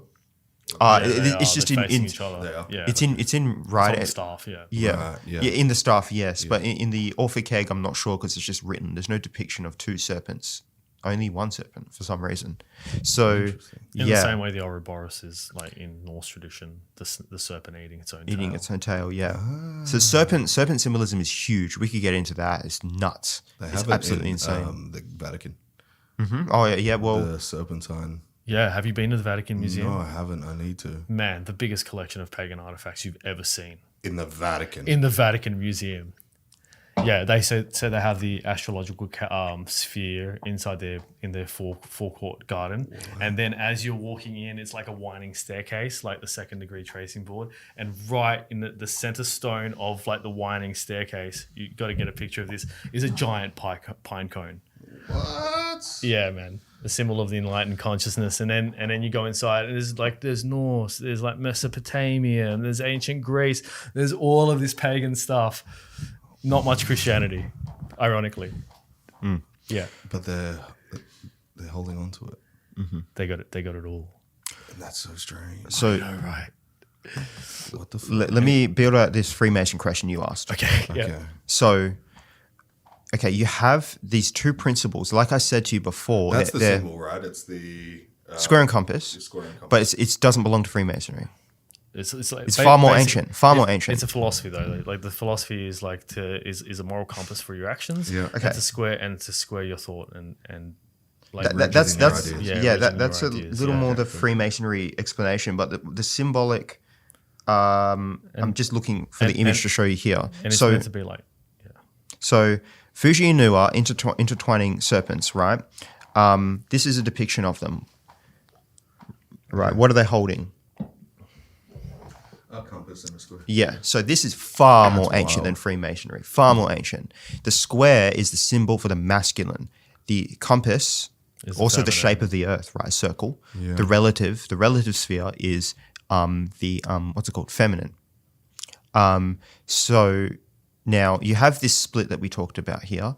Now, Leonardo da Vinci depicted the Vitruvian Man, right? So in the Vitruvian Man, he touches one of his selves, touch the inside of the circle. Yeah. The other self is touching the inside of the square. Now, this is a symbol to say that humanity is the merging, or it's the synthetic point between the relative and absolute planes. If we were pure absolute, we'd just be a rock. If we were pure relative, we'd be some ephemeral spirit. Yeah. But we're the merging of spirit and matter. So that's why the Vitruvian Man is in touching the circle and the square, right?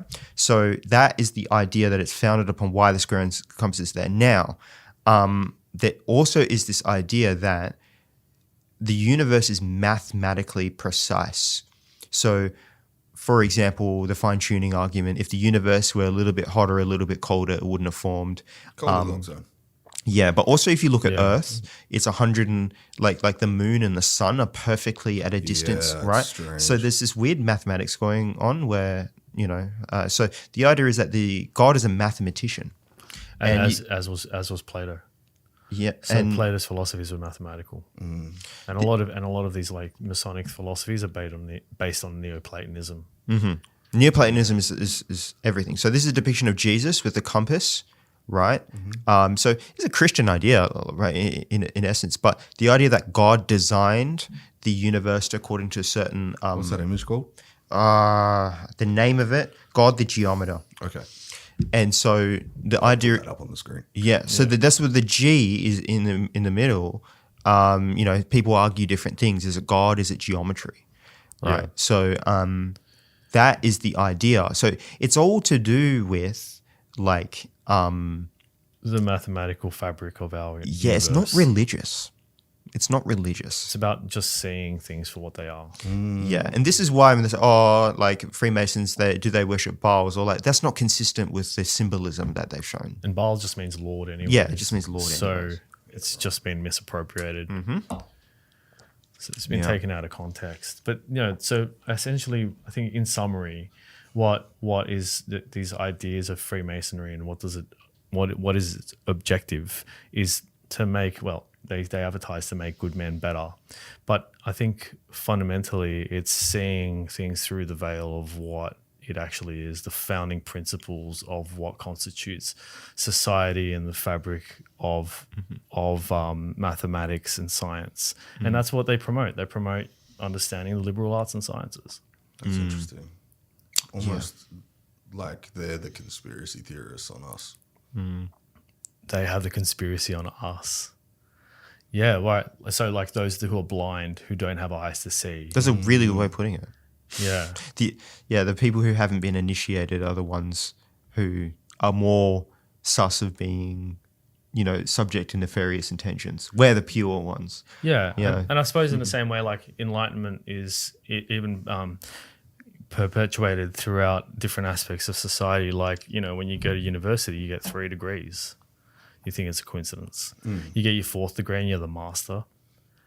Right. And so you receive, to be enlightened is someone that just has knowledge. Is it like the Ku Klux Klan? What do you mean? No, not racist. I don't mean like that. Do they have like the wild titles and stuff? That's a wild way to phrase it, but I mean, like Albert Pike was a Freemason, right? And he was in the Ku Klux Klan. Was he? I didn't know that. Yeah. isn't he still alive? Albert Pike, no. It was He's a long time ago. gone. There's an Yeah. Albert that I think he runs it now.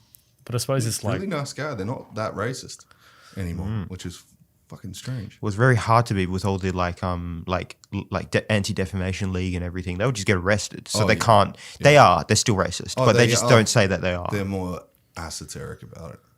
esoteric. Yeah, Esoteric. Yeah, esoteric. Well, they do. sorry. I watched this YouTube documentary about how they do initiations. Like they sacrifice goats and everything.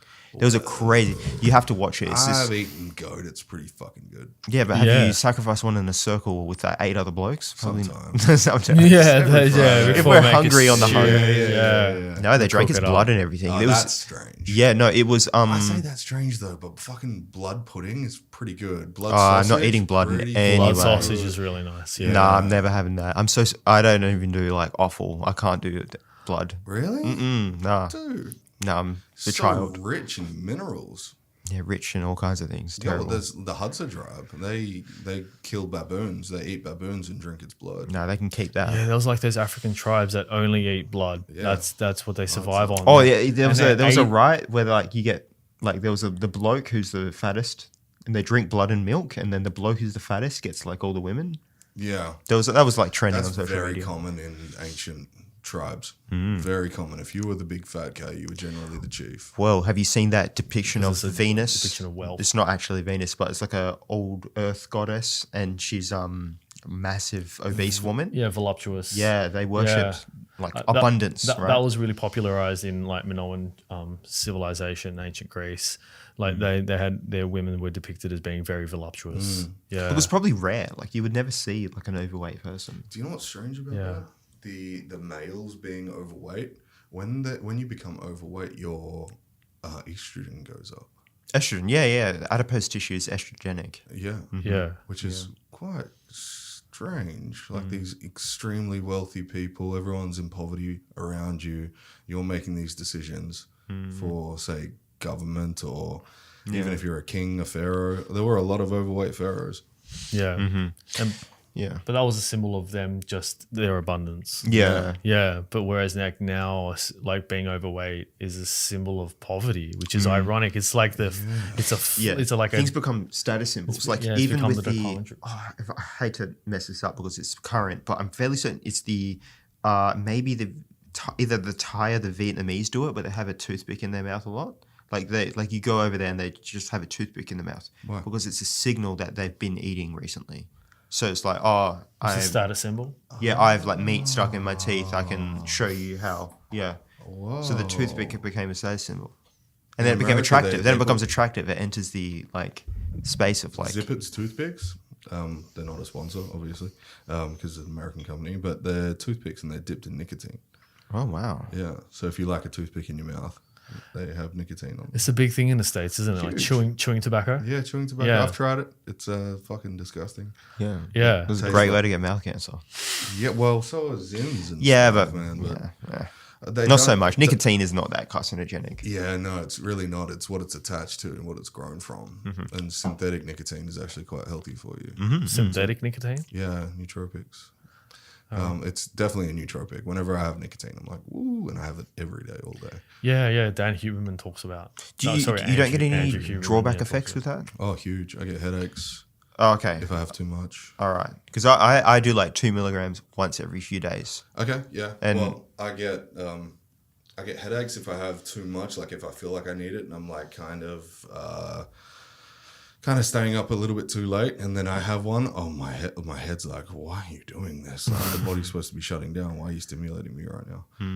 And then, like, I can not have one for days on end, like as in. Yeah, not addicting. I'm not an addictive personality. I have a either. huge addictive personality. Oh, really? Huge. How are you not massive. getting addicted to it, man? When you have a realization of abundance, like I hold heaps of them at one time, I'm like, I don't need it. It's there if I need it. So, yeah, wow, that's really interesting. Kind of like the opposite of what like a meth addict would do. Like they would smoke all of their stuff and then they're going out and get some more because we need more. But if they had like a heap of, have you heard of the theory of Rat City? Have you seen that? Yeah, they put cocaine in the water of the rats. Only like 1% or 2% of these rats would get addicted to cocaine water. Yeah. And they put sugar water in the rest of it. And 98% of the rats were addicted to the sugar. It's so much more addictive than cocaine. Yeah, sugar is it's like deceptive how addictive it is. Because it has a caloric formality to it. Yeah, because it's like energy, and like it's a form of energy as well. It gives you energy. It doesn't just use what you've got. No, that's right. Just like caffeine. Like a lot of people are addicted to caffeine, but caffeine in and of itself doesn't give you energy. No. It increases your dopamine, and then you use more energy. Your energy expense. A lot of thermogenic products are caffeine rich because caffeine is a fat burner. Caffeine is a fat burner. Fat burner agent, yeah. It's also a Appetite suppressor. diuretic. Mm-hmm. Yeah, that's right. You done keto or anything? Right now? Or any ever? I've used ketones before. Okay, I see. Yeah. I found they gave me like diarrhea, dude. What, Yeah, like but you getting got to to do the things state? out for a long time because your body adapts and stuff. Yeah. But when you've stopped sugar, like completely, you don't even want it. No. Yeah, It's like strange. Yeah, when also you like- start to get fat adapted, when you do keto or carnivore or any of those, you start to realize, oh, my brain doesn't need, or my body in general doesn't need sugar. That's right. Your inflammation goes down, your ketones go up, and you start to like have a real like soft plane of energy. It was like it's right there. You're not having these insane valleys, Spikes and troughs Yeah, of yeah, energy, exactly. right? Yeah. And I've got Dr. Anthony Chafee coming on next week. Once again, we're gonna have a conversation because I have so much more. That dude, I spoke to him the first time 4 years ago. He looks younger now than he did 4 years ago. Yeah. There's a guy. Do you know the black dude from Ghostbusters, like the first one? He was one of the Ghostbusters. Yeah. I know of, yeah, but Earl yeah. something. Oh, wait. The same guy who voiced, what's his name? Darth Vader? No? Yeah. Earl Jones. What's his name? No. It's not Earl Jones. Oh, okay. Never mind then. No. Yeah, I don't know. It's this one guy. He is fucking ancient now. I think he's 81. I'll show you a photo of this guy. He's carnivore, bro. Yeah. And he looks Really? 35 years old. Whoa, no way. So, but he must be doing like the correct type of water and all of like the trace vitamins and elements. Does he get like the Ernie Hudson, that's right. Ernie Hudson. Ernie Hudson now. So does he get like a genetic test to tell him what 80. substitute vitamins that he 80. Look at needs? him. Whoa, man, that is insane. He's 80 years old. Yeah. What's the secret? The carnivore diet. Just the carnivore diet. Carnivore diet. He doesn't eat anything but meat, and he is jacked at 80. Yeah. Look at him at 1980, and then he's 35, and 2024, 78 years old in that photo. He looks younger now. How does that make What that the is fuck? amazing, man. What the actual fuck? Wow. Yeah, wow. So I have questions for Dr. Anthony Chafee because to be able to reverse your body's biological age without any inflammatory variants is a fascinating thing. Is that like that Johnson guy that gets his son's blood and he cycles his Brian son's Johnson. Brian Johnson, yeah.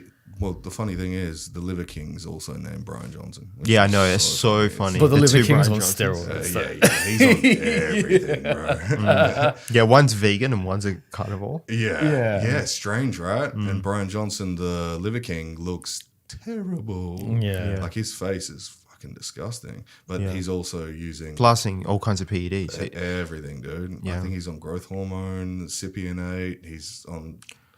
Yeah. It's disgusting. But Brian Johnson, the guy who's trying to live forever, he has a younger biological age than his 24-year-old son, Yeah.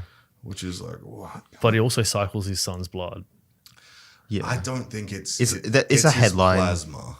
It's Yeah. his plasma. A plasma blood is like more Yeah. or less the same thing. But he right? also did like the son's grandfather, so his father, he took his son's blood. They Yeah. did it as a three-way. Yeah. So he took his son's plasma and then he gave his plasma to his father. Yeah. So to reduce his dad's 80, it reduced his biological age to like 62 or something. Wow. It's fascinating. But they did a study on this, like plasma cycling of younger people. Yeah. Apparently, they're just doing it in rats. But like we've seen stuff. Have you seen that those social media things about Jet Li doing younger plasma in China, like doing therapies? I've heard about it. There's a guy that was talking on Joe Rogan doing it recently.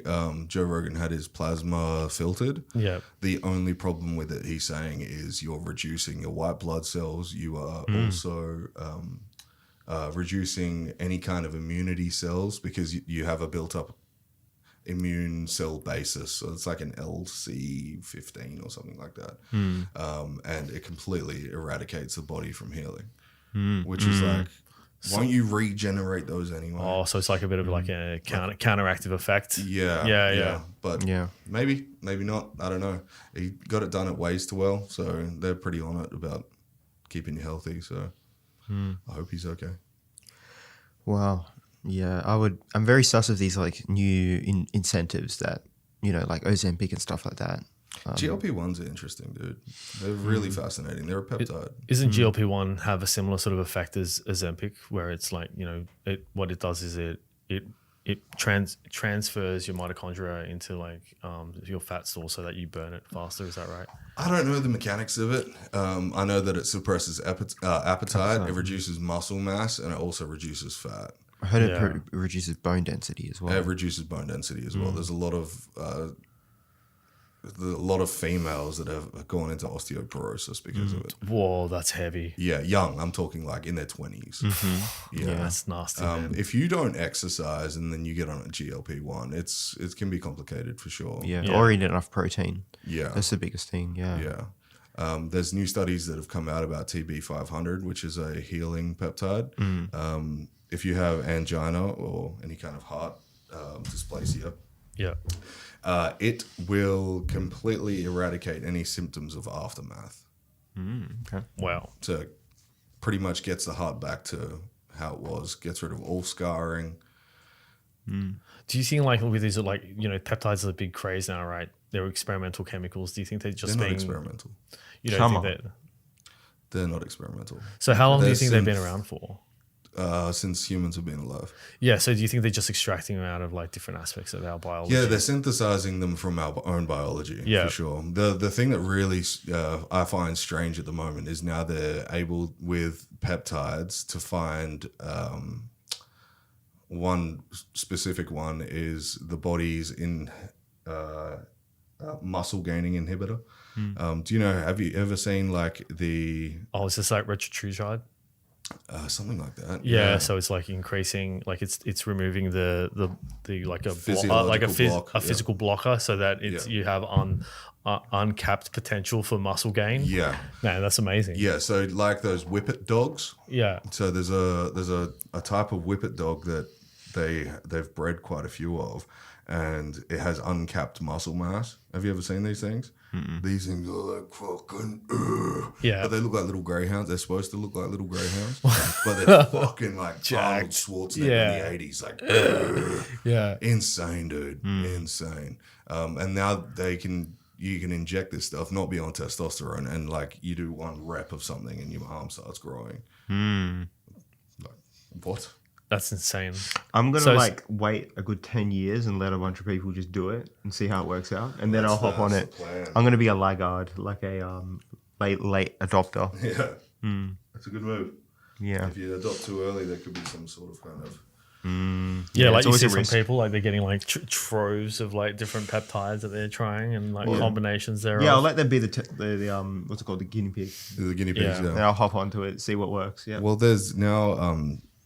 gene editing kits that you can do at home that you can order online. Man, CRISPR has been around for such a long time. Yeah, but those home gene editing kits, they've now deduced that there's about 20,000 genes. Yeah. So you can turn on or turn off these genes now in your own body, not just turn them on and then your kids get them. Yeah. Which means if you have a receptiveness to cancer, they can turn those genes off. You can turn that off. Or turn it off. It was really interesting because like around 2014 or something, they had a company called Cambrian Genomics, and they were the first to come out with gene printing. Yeah, and they spliced firefly genetics with a plant, and you could grow glow in the dark plants. So the founder of that company mysteriously killed himself. Of course. And then CRISPR came about, and so they've been using CRISPR to print out genetics for like over 10 years now. Have you heard about the Muse cell? No, what's this? The Muse stem cell. I've talked about it on the podcast recently. So a stem cell in and of itself, a normal standard stem cell would go into the body, and then it would have a blanket effect of inflammatory deductions, right? Yeah. But it doesn't cure the initial thing. In some cases it does. Sometimes it'll go into a ligament and it'll find its way to building back that ligament over periods of time and series of injections. There was a lady in Osaka, I'm pretty sure she's from, 10 years ago, who came across this one cell variant of stem cells, and she thusly named it the Muse cell. What it does is it goes into the body. It's a targeting cell. It finds the cells that have any kind of disruption, like oxidative stress, any kind of broken down cells, right? Yeah. It'll go in, mimic the genome sequencing of that cell, then fucking replace it. Whoa. So improve it, right? Like an improver. No, completely replace it. It mimics and it goes in, and it's non-cancerous. Wow. So it will not replicate a cancer cell. Yeah. But it will replicate a ligament cell. They're now curing blindness. Yeah. Oh, yeah. So it's like replacing the cell that stopped reproducing. So its telomere come to an end. Yep. And so it's seeked out that specific cell and replaced it with a new one. The entire cell. It'll replace a neuron. Wow. Yeah. Because they say like neural pathways, like arguably like your neuroplasticity drops off after the age of 8. And then once your cranium fuses at 25, then your neuroplasticity almost is like taking this gradual downfall. But the ability to increase neuroplasticity you can do through like, say sauna exposure or like doing a HIIT. Or do the one thing that you did just before we started the podcast. Take alpha GPC. Really? Yeah. Right. That inspires neuroplasticity in the brain, which is phenomenal. Yeah, they also found like sauna, like doing 20 minutes of sauna, like on. It has an all-cause HIIT. mortality reduction of 90% sauna. Wow. Yeah, man. I was listening to this podcast, Huberman's podcast. Man, it's just fantastic. I know, it's awesome, man. It's just like open, free information about these high levels of science that you'd otherwise have to pay subscriptions to Elsevier and whoever. Yeah, exactly. Yeah, and then you wouldn't understand half of it half the time anyways, right? He's such a good orator, dude. Yeah, it's incredible. Insane. And the people that he interviews as well, it's just like the stuff about saunas, the stuff about, sleep, cold exposure, light exposure. Man, most recently, like the stuff about the information about mitochondria. Like, it's like a living organism within our organism. Yeah. It is the science of woo. Like they're talking about energy transfer in our body. That's fascinating. Yeah, they are. That's the alchemy in our body. I think like these ancient civilizations have been trying to communicate these ideas, illustrated in symbols, veiled in allegory for thousands of years. But we're kind of like decoding it more now. We're living in a renaissance, man. It's an AI renaissance. I think so. Yeah, it's a very strange time. What do you think AI is going to do to religion? Oh man, it will replace it. You reckon? I think the opposite. You think the opposite? You think people will just go back to religion? Do you think they'll find that there is no meaning through computers? Yeah, and I think it's going to create a spiritual void, and then I'm worried about the religion that's going to pop up in the next few years. You think it'll be like raised by wolves? I always ask AI about this. Chat GOD. Chat GOD. Do you think? Speaking of religion, I wanted to talk about your beliefs. You're saying you're unsure about a few things. Do you want to share why? I've been very curious since you told me. What's going back to our first podcast? Right. I think you were number 13. I think that's the number. Lucky. Classically known lucky number. Yeah. It was a lucky number. 13. No, I'm kidding. It's the number of the Templars. Anyways, I was born on Friday the 13th. Wow. Jason Voorhees. Yeah. So where I stand currently, I've delved into multiple different literature, different ideologies over just the last 5 years. The one thing that I have kind of culminated in my head is that it's good to believe in something. And like I said before the podcast, my grandmother died yesterday. And dealing with that mentally is going to take time. I think with belief in where I've sat for so long, I was a born Catholic. At about the age of 8 or 9, I stopped going to church. It just wasn't gripping me. It wasn't like, it would just seem like I didn't have this thought, but I could see what my actions would be because I know who I am.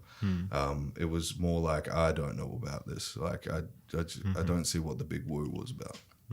And now I'm stuck between almost a esoterical rock and a dark space, not a hard place. Like, right now, there could be in the beyond something that hosts souls for eternity, and that could be bliss, or that could be fire and brimstone. But right now, I'm just kind of like, my interpretations are skewed because I have these conversations. I have conversations with myself. I've done magic mushrooms enough times now to realize that, like, everything's one. Like, it's not dispelling of religion. It's almost inserting more belief. It's opening your mind to, it's like, opening my mind a little bit more. And I think the word of written man can give a substitute or some hearsay to what I intrinsically feel. But I don't know if that's the right thing to feel or to associate with. You know what I mean? So, like, the testament of God in the Bible, it sounds great. I want it to be real, but I'm not sure about it. Yeah. The prophet in the Quran, it sounds great. I want it to be real, but I'm not sure. I think there's something like 25,000 different variants of religion. Yeah. That all point to the same fucking idea that there is a higher being. Yeah. There is a higher energy. And I've felt that energy. Like, when you do 7 grams of mushrooms in a float tank, you've met God. You know who that is. Is that sensory deprivation tank? Yeah. That's epic. I've done about 300 of them. Yeah. I'll probably do more soon because I need to get through some shit. But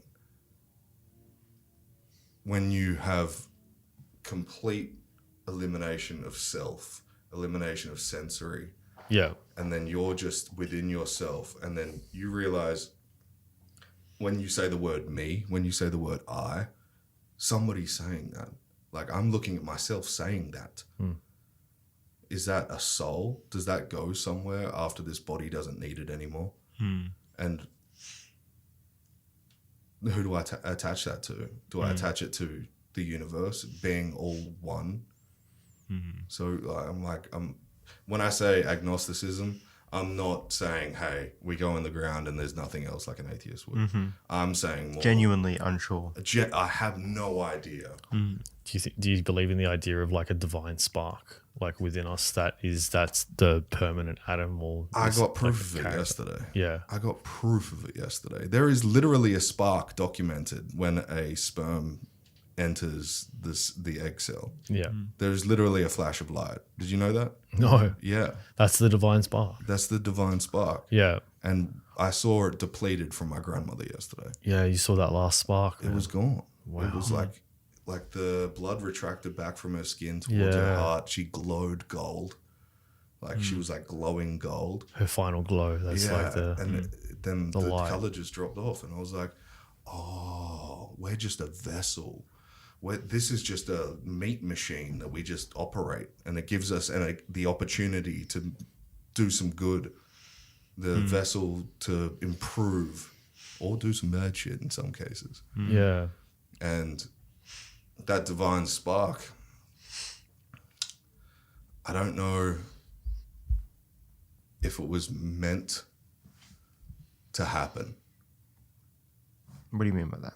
I don't know if it was meant to play out like the way that it is. Like, every human gets their divine spark, they live their life the way they're supposed to. Was Yeah. that coincidental? Or was That's a that great question. illustrated? Yeah. Yeah. Do you think it's like, in the Quran they say maktul, which is like it is written, right? Yeah. Yeah. I think the But that's scariest man's word.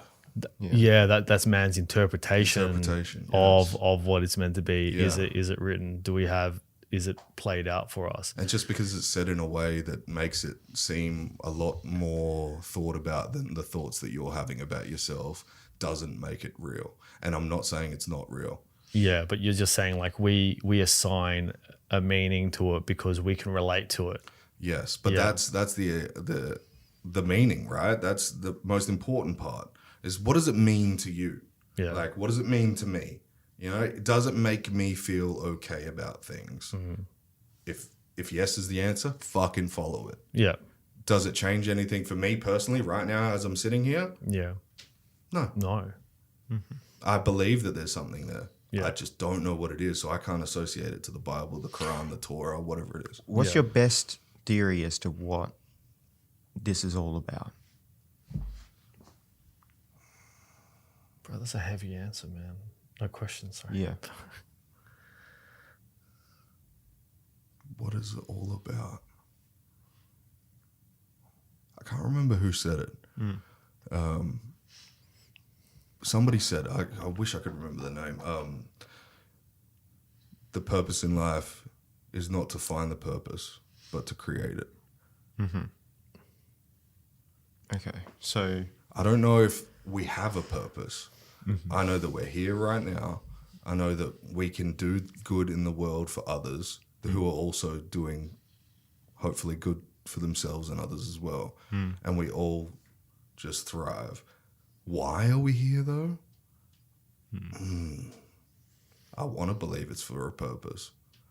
I want to believe that the chimpanzees, the canaries, the flamingos, the tigers, the lions, they're all here for a purpose.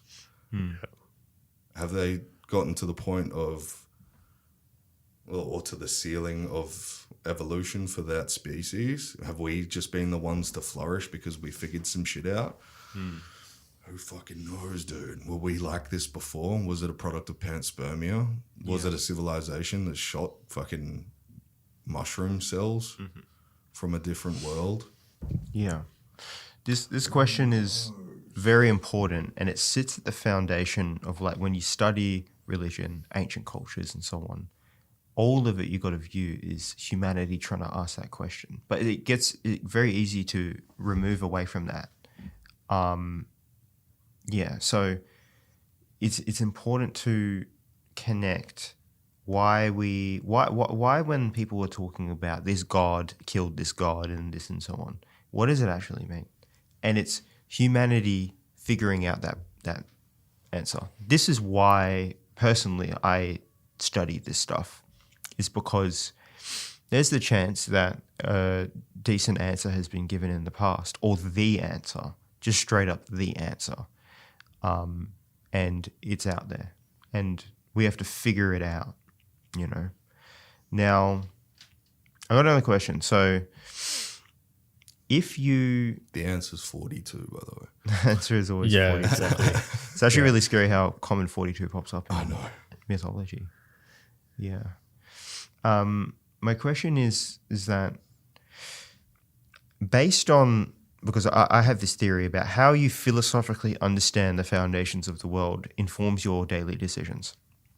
How do you think viewing the world as a big I don't know actually impacts you with how you deal with the world? Personally. That's a very deep question. Probably too deep for a podcast, but just out of curiosity. It's a good question. Very good question.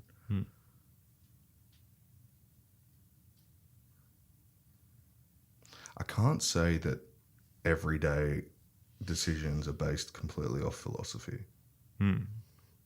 See, I would say that they almost certainly are. They are, but it's just the path is Are obscured. you a father? Are you a father? No, I'm not a father. Yeah, I don't know if me telling my son, don't climb on this piece of furniture relates to philosophy. Oh, absolutely it does. Absolutely. maybe in your, but to I'll my explain philosophy. why. I won't just say things without saying why. Why I say is that's the case is because like you're not a believer in sheer and utter chaos. That's your philosophy, right? And so I'm saying this is I'm of the opinion that if you don't know your answer to how the world works, you can actually get the answer to how you truly think the world works through reverse engineering it, through starting with your daily action and then inferring what you actually believe from it. Because how you act on a daily basis is stemming from how you philosophically view the world. That's cognitive behavioral therapy. That's what it is. Cognitive behavioral therapy is changing your worldview to change how you live on a daily basis. For example, you have two people, right? The world is a video game. Psychologically, it's like a video game. Yeah. Now, one of them is taught everything is out to get you and will kill you. And your job, right, in this world is to not die.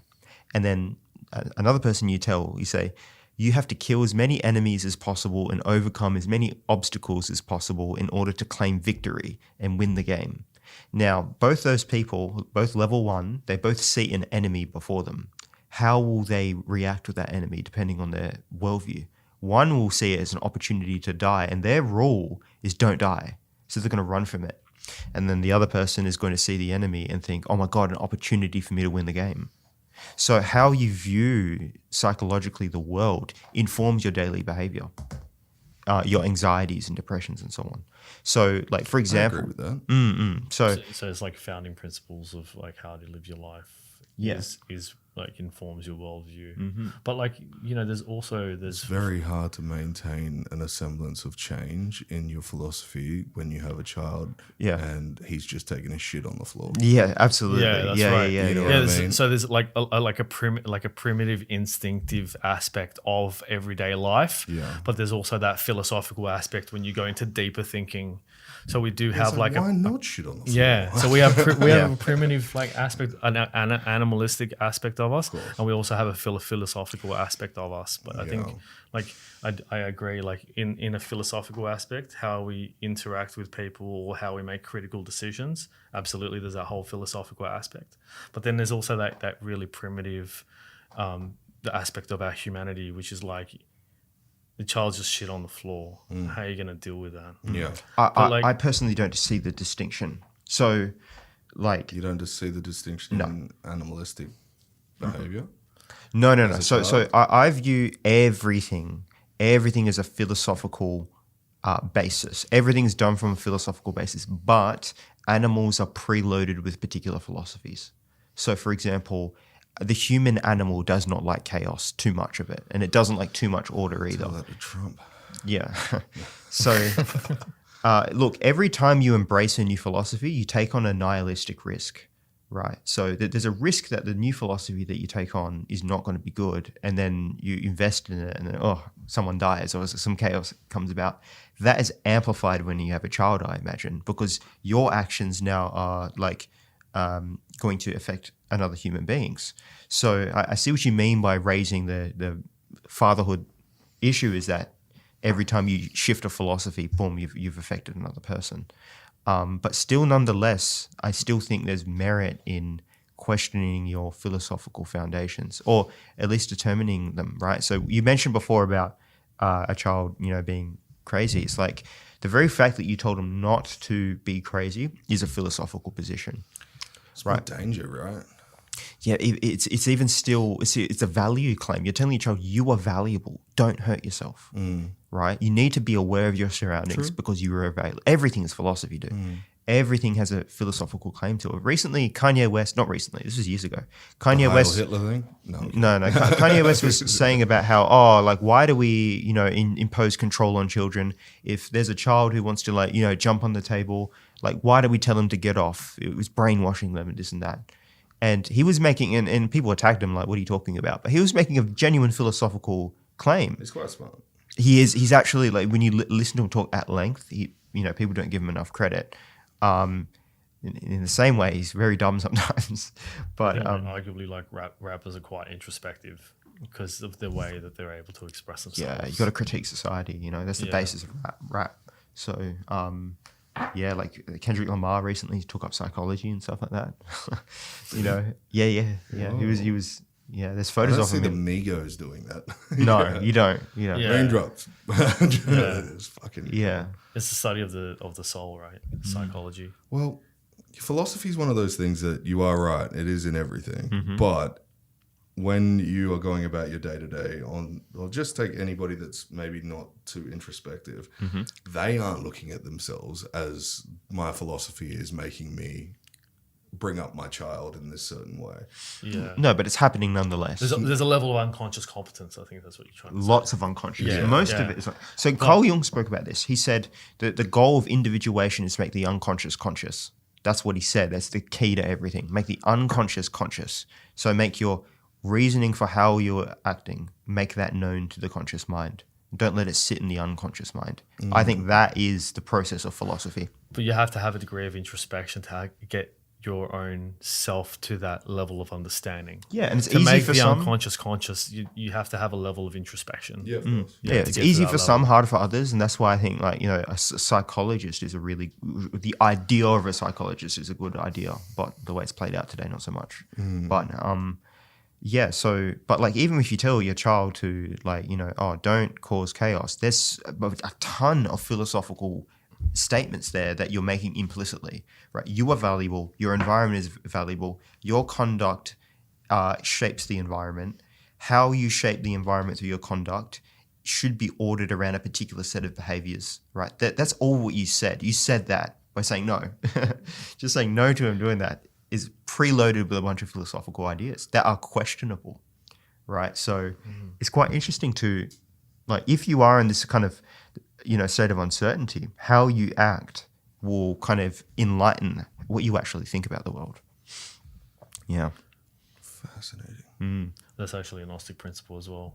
Is like it? being able to deconstruct your own psyche, your own philosophies, being that level of self-awareness and self-consciousness. They need to bring that shit back. Yeah. Introspective, single point I see meditation. so many people online that are just doing this stuff without any like thought of repercussion. Yeah, there's no consciousness There's no consciousness. about whatever they're doing. They're acting in a primordial, animalistic way. For what? Yeah. What's the objective, right? Yeah. Do you want to be accepted by your tribe? Is that why you threw a bucket of shit on a fucking Yeah, stranger? but man doesn't revere himself today, and it disgusts me. Yeah. Yeah. They've lost the concept of their history and their and Yeah, their absolutely. This is immortality. demoralization. Like the individual is just a nothingness. You have these ideas like, oh, we're all just monkeys on a spinning ball in space, right? That attitude, this nihilistic attitude that we're all Not just wrong, like, though. no, it is wrong. It is wrong. I don't know. It is wrong. First of Reality. all, there's no, it's not. It's not the case, right? I know what you mean by saying reality, but the thing is with these claims, right? The idea that, oh, we're a tiny planet in a tiny solar system and we're just a monkey on it, that is not true. First of all, we're not tiny. Because when you actually look at the scale of the universe, if I say, is an elephant big, yes or no? Is it? To us. To us, Yeah, you comparative point scale. another variable there to create a point of relation to it. Yeah. Right? You have to do that. Yeah. Right. Now, objectively, is an elephant big or small? I can't give you that answer. Exactly. that's You can't. So, but when we say, oh, we're just a tiny planet, you've done that. You've took a side for no reason. You didn't go the other way and say we're a massive planet. Now, the truth of it is, if you actually look on the scale from the Planck length, which is the smallest physical size that something can take in the universe, and then the observable universe. Isn't it? Zeptomolecule? No. Planck length is a theoretical space where nothing could be smaller than it. So it's the smallest possible thing. Now, if you go to that level and you go to the, I just need to finish this point. Hold on. Okay, and then you go to the observable universe. Yeah. Right. Humans are like here. Yeah. We are so much bigger than we are small. Yeah. But that is just discounted because of a nihilistic philosophy overriding science, right? It's a nihilistic philosophy that has possessed it. It's not true. So We also don't exist in that space. yes, we do, because it comprises us. No, in our everyday lives. We don't exist. But in neither does a the plant macrocosm. molecule. You made a good point. The microcosm doesn't inform the daily, but the macrocosm doesn't either. I think it does. Well, theoretically if it the sun does. explodes, we're fucked. Yeah, but things on the micro level could possibly happened that are happening that we don't even know are happening. For example, you have like superposition. You have what's it called? Hadron Collider. Yeah, you have what's it called? Quantum entanglement, where particles are actually in multiple places at the same time.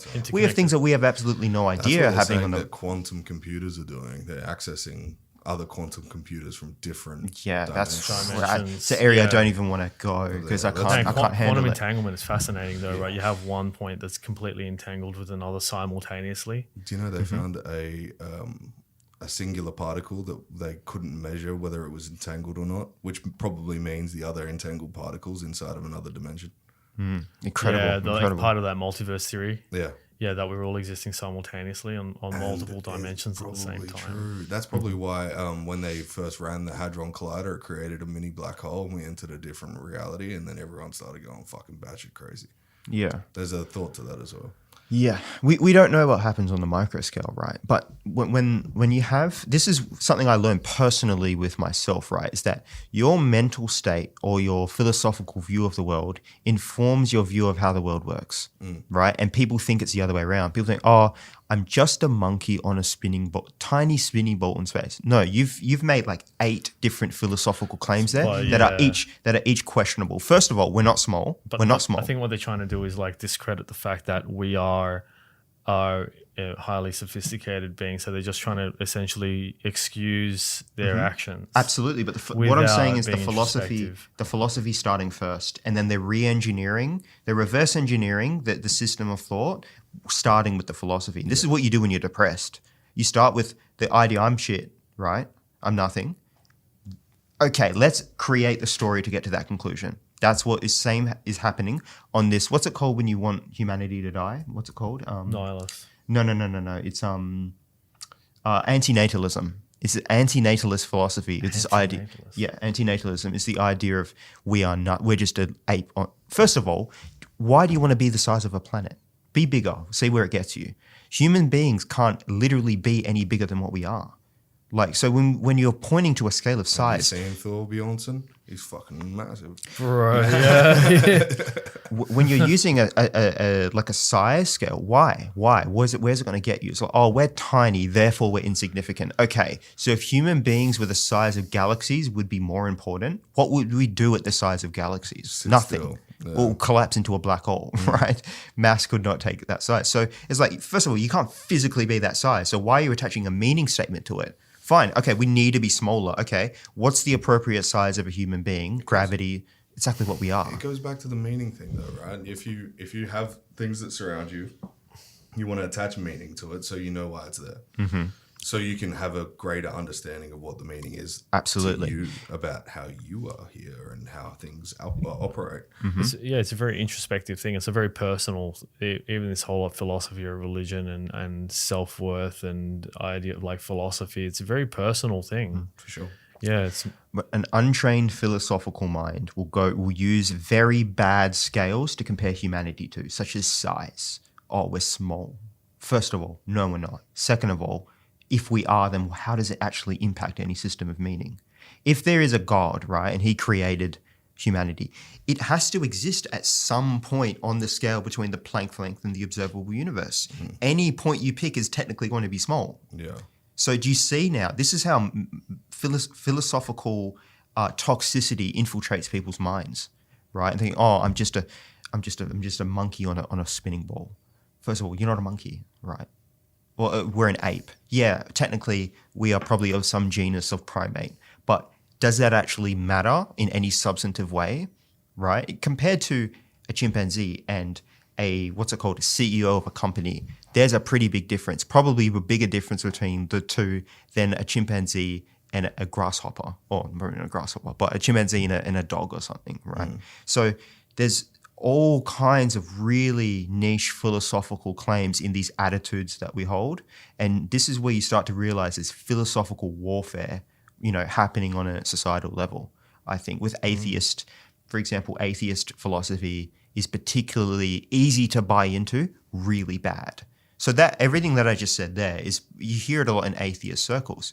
Oh, all we are is a spinning... Deductionists. Yeah, hyper-reductionist. But it's such bad philosophy. such bad philosophy, and you only know it when you actually like start to dig into it. So, Excuse me, I need to go to toilet.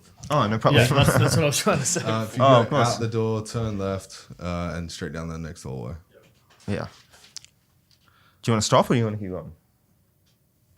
We can keep going. Oh, actually, can I make a call real quick? Yeah, of course. We'll stop then. I feel bad talking while he's away. Yeah, it's cool.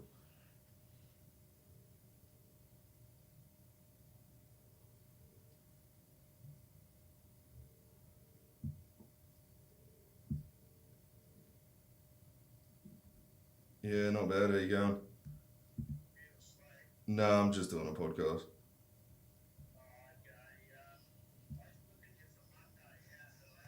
Yeah, sweet.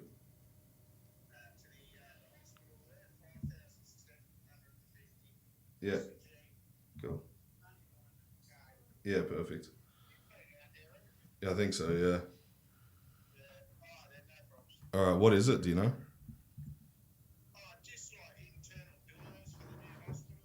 Oh, okay. They got a Moxie out there? Okay.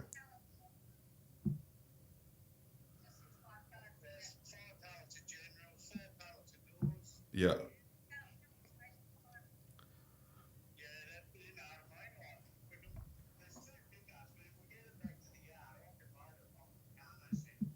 Okay. So what'd you say? 5,700? Okay. All right. Sweet. Yeah, that's perfect. Oh, they're adding a fuel levy on there as well? Okay. No worries. All right. Cheers. Bye. Yeah, sorry about that. I was trying to find a Okay, no good worries. time to, No stress at all. Thanks. Bye. head to my, Let's not just get up and go, I got to pee. my natural call, What was that? I just had to heed to the natural call. Yeah. We won't go much longer. Yeah. We've been going for a while. Yeah, for sure. Where were we? Meaning. Meaning. The meaning of life, 42.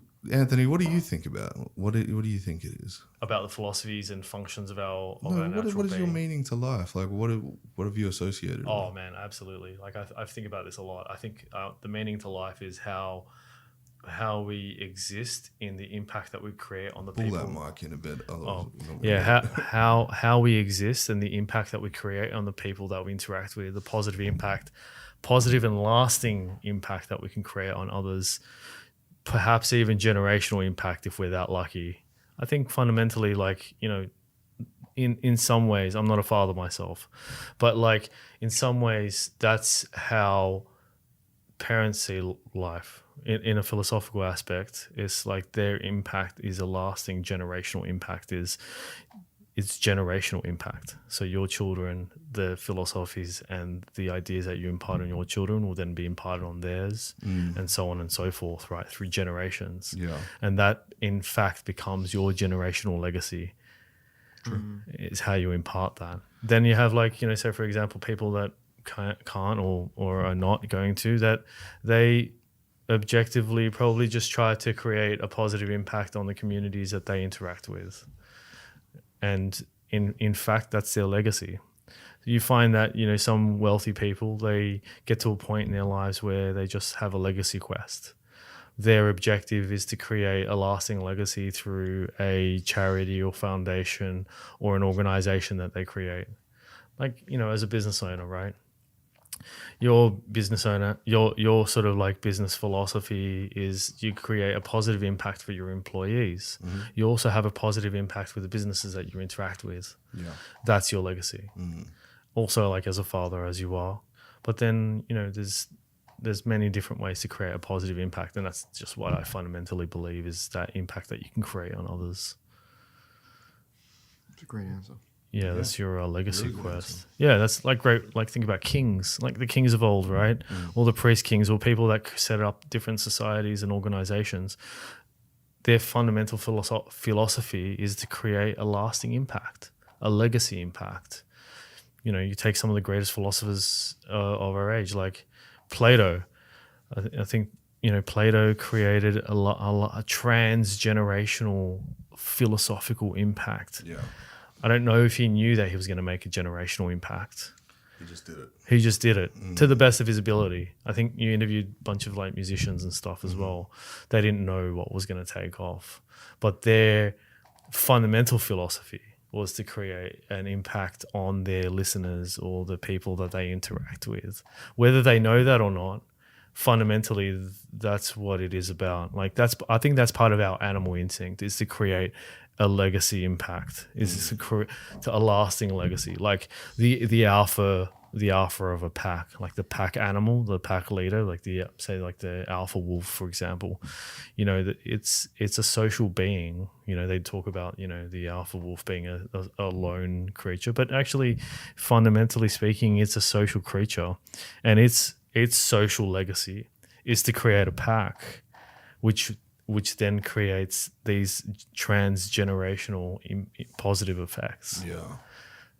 Yeah, I see that in a lot of aspects of my own life. I don't like to think of myself as an alpha, but I definitely like creating situations with groups and having a good time. Yeah. Like that's what to be honest, if we add meaning to things, having a great life, enjoying what this is, doesn't matter about the meaning, just fucking enjoying that it exists. I think that's enough meaning as well. Yeah. For sure. Like, it's all well and good thinking about what happens after death. It's all well and good in thinking about what we're doing while we're here. But are you fucking enjoying it? Are you enjoying the thing that you're doing? That's probably how monsters are created, forced into these boxes of like belief, or, you know, in the Catholic Church, like for so long they get put into a box of you have this power within the church, and then they're like, oh my, I'm not enjoying this. Like I want to have some fun. Who's around? You know. Yeah, that kind of stuff. That kind of thing. I mean, Jordan Peterson says that, like, you know, what's the psychology of evil? Like, how is a bad person created? It's like when a good person is forced to do something they don't want to do. When a good person is trapped, that creates evil. It's like the dichotomy of like this fundamental idea. Like the opposite of love is hate. Yeah. And those who love ferociously also hate ferociously. Yeah. That's why Inanna is the goddess of love and war. Yeah. That's why so many partner-to-partner murders happen. Mm-hmm. Oh, yeah. But they leave the person that loves them forever, and then that person just loses it. Yeah. You only destroy what has meaning. No one goes around destroying rocks for no reason, right? The more something's meaningful, archaeologists do. Huh? I'm kidding. Geologists do as well. Anthony just goes out into the wilderness. Roy Hill's fucking doing it right. He just goes and grabs a rock and just assert my power over you. No, we only interact with that which has meaning. So like it goes like, you know, like even in wars and everything, like the most militant soldiers are probably the ones who have the most to lose. You know? That's interesting that you say that, because when I was in France and I saw the Notre Dame, that's just a bunch of rocks. Notre Dame, like the church. The church. It's just a bunch of rocks. How epic is that church? Insane. I know, right? It is insane. There's a monster monolithic structure in Prague as well. It's just a bunch of rocks. It's the meaning that we attach to it. Yeah. That you look back and you're like, holy I love so much that you said that, because what you just said there is like the tension that runs to the depth of the universe, right? The value that we attach to things. It's the same as the relative absolute divide, right? Where you're like, okay, it's a pile of rocks, but it's not. It is, but it's not. But it's not, yeah. Right? And so that right there, to me, I'll answer like how I kind of conceive of everything, right? Is that you have... I was getting to you next. Yeah, no worries. How I think of it is that, okay, you have this idea, this dichotomy of creation and destruction, or non-creation and creation. And the question is that a real thing, or is it an arbitrary thing that my mind is ascribing to reality? And it's like, okay, well, let's look at like our phones, right? Where the most like minute, like tiny, I don't know, orchestrations of metal and plastic and quartz and all kinds of stuff produces something that can tap into a hyper-complex network of other devices that can display all kinds of, you know, things and so on, right? that is nothing but just pure noise, or all the things that we create, even our brains and so on, is just everything is just flesh and blood and matter and nothing. Now, is that the case? Now, technically, yes. But then there's that other aspect of, no, it's not. It's there. It's there, 100%. Mm-hmm. The same way that our brains are biological machines, but our consciousness is there. So you have this great split, and it's the same as the Earth Mother and Sky Father, consciousness versus matter. Now, we are everything. We are. It's all within us. The synthesis between the two worlds. I personally believe, this is kind of off point, that there are two universes overlapping and interacting with each other. So you have the material universe, Big Bang, sure. Consciousness does not come from it, I don't think. I think it's latent there outside of it or through it. Almost like radio waves are just kind of penetrating everything, but you need the very fine-tuned technology of a radio receiver in order to communicate that the radio waves are even there. Same way that human beings are interacting with consciousness. You remove living creatures, consciousness will just pass through the planet and through everything and through everywhere, and you won't know it's there because there's nothing there to receive it, right? So I personally believe that there is this kind of great, like, two fundamental realities interacting, and the human being, like the symbol of Jesus Christ, is the messenger between heaven and earth. The human being is the synthetic point between those two, and therefore it is the most unique thing of which we know exists in the universe. That is immense value attributed to ourselves. So it answers the question, are we just physical organisms, or are we these divine beings? Both, because we're a part of two different universes. Materially, we are just these creatures. But we very clearly are interacting with some other substrate because you know that you're there, right? Now we're conscious of it. Yeah, we're conscious. We're a living manifestation of everything. Mm-hmm. Yes. We are God in some ways. Was that written, or does it just happen? What do you mean? That spark, we're aware of that. Mm-hmm. Was that written, or did that just happen on its own? Well, I think that the divine aspect of humanity comes from some other thing that we can't we can't even talk about, right? Because it's almost like there's a block. You know what I mean? There's not a block. This is what's happening, right? Think about this. Hold on, just let me get through this. The simulation theory. Mm-hmm. If we're in a simulation, a video game, there would be a brainwave block where we couldn't orate what we want to talk about that thing. Mm-hmm. You know what I mean? Yeah. Like, I know that there's somebody controlling this, but I can't talk about that guy because I don't know what he's not there. There's a block. There's somewhere sitting outside of the simulation that I know that's there because he's controlling everything, but he's not there because I can't see him. Or you're looking in the wrong direction. And I know what you mean by that. I think something is happening where in the overlap, something is being perceived as a block, but it's not a block. It's like, imagine you woke up tomorrow in a world where no one had any nose or ears, right? How would you communicate what sound is? If you don't have the hardware to understand something, in your brain, you can't even conceive of it because we have like an olfactory sense, an occipital sense, right? So there's this issue where the human being's philosophical understanding of the world is informed by the material world that we interact with. So even making assertions of a particular kind is you're at a non-starter because you don't even have the brain hardware to even conceive of it. So do we? Well, no, we don't, because at the very least, there will, even if you say there is something that we do have access to, there's going to be 10 other things that we don't, because the human being is limited to Earth. You done mushrooms? So how do you perceive like how do you perceive the world that we access? Say, for example, when we're having lucid dreams. So now we may interact with a certain aspect of consciousness that is beyond, but there's always just going to be way more that we can't interact with because the brain is just a finite thing, but there is an infinite, I guess, universe out there in the non-physical realm. How do you explain telepathy? We could go into telepathy. I don't see how it's relevant to this point though. Because we don't have the hardware. That's what I'm saying. No. All you're doing is pointing to things that we may have hardware to. What I'm saying is that there's an infinite number of potential. There is an infinite number of Yeah, potential but we of things don't that have- we don't understand yet. Yeah, that's correct. Yeah, there's Just a like lot of dogs things. can hear sounds that we can't. Exactly. So the brain is a particular size, it has a particular shape and a particular configuration. Therefore, it's not infinite. It's finite. But it doesn't mean it's not there. That's correct. But That's what I'm saying. I'm saying it's there, right? But I'm saying that the human brain cannot interact with the infinite by If we take it definition. back to the simulation theory that I was going on just before, if there is somebody there that's controlling everything, right? That the God, right? From I know this is ridiculous. From the hallucinogenic experiences that I've had this oneness of everything. It's almost like when you plug an Xbox in, it powers everything. Like you plug an Xbox into the wall, you get power from the wall.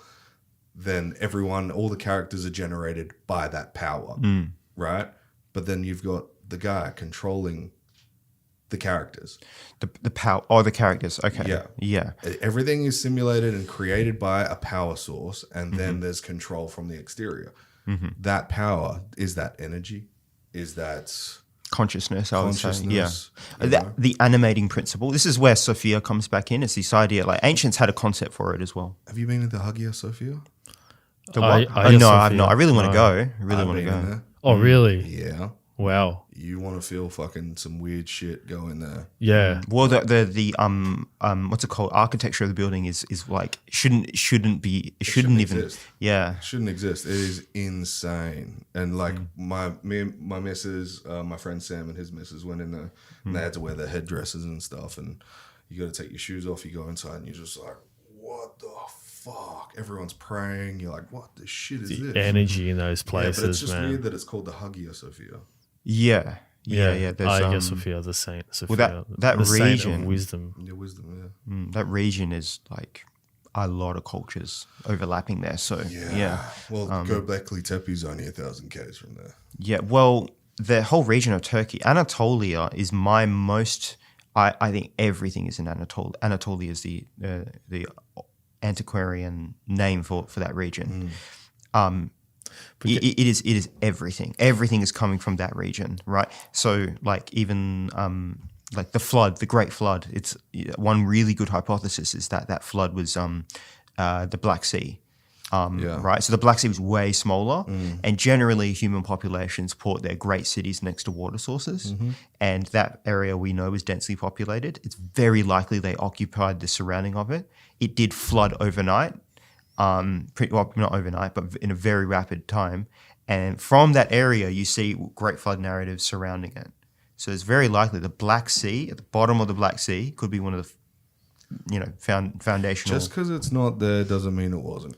Yeah, but it's interesting. I've been to a lot of ancient sites as well, and they talk about these resonant frequencies that these spiritual centers, they elevate your frequency so you're able to access other areas and other realms, not just like within your psyche, but perhaps like we can feel and sense higher things. Just like we were talking about indigenous cultures before, how they have like a intuitive connection with, like, for example, when they go out hunting, how are they able to understand that they were successful and they came back? They have like an intuitive connection, or like other civilization talked about a sixth sense that we don't necessarily have access to right now. Yeah. However, if you go to these ancient sites, when you hit the rocks together that create some of these sites, they have a different like resonant frequency.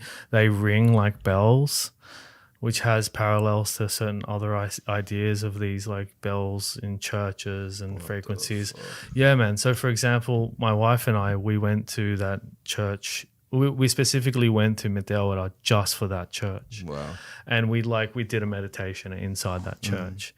And like the sense, the frequency, the sort of the sense of peace that you get from there, it might be like the power of suggestion. But I do believe that there's like aspects of our brain that we don't necessarily fully understand.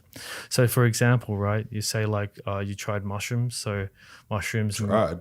Yeah, so mushrooms metabolize as N,N-dimethyltryptamine before it turns into psilocybin. It goes to one pass. Yeah, and so that N,N-dimethyltryptamine was also is produced by our brain when we're born, when we die. And Honey. when I explained to Malik what we just discussed was about lucid dreaming, you also get a release during lucid dreaming that you can access like higher levels. I was just listening to this Andrew Huberman podcast, and they were talking about accessing higher frequencies, also past life regressions. These ideas were expressed by a clinical psychiatrist. Yep. So there are deeper connections in our brains synapses that we don't fully understand. We only use 10% of our brain. It's 12. 12%. Yeah. Perfect. Thank you. Okay. And what are we doing with the other 88%? A lot of it has been suggested that it's Just motor function, right? well, a lot of the prefrontal cortex is. The amygdala is more memory. Yeah. The hypothalamus is more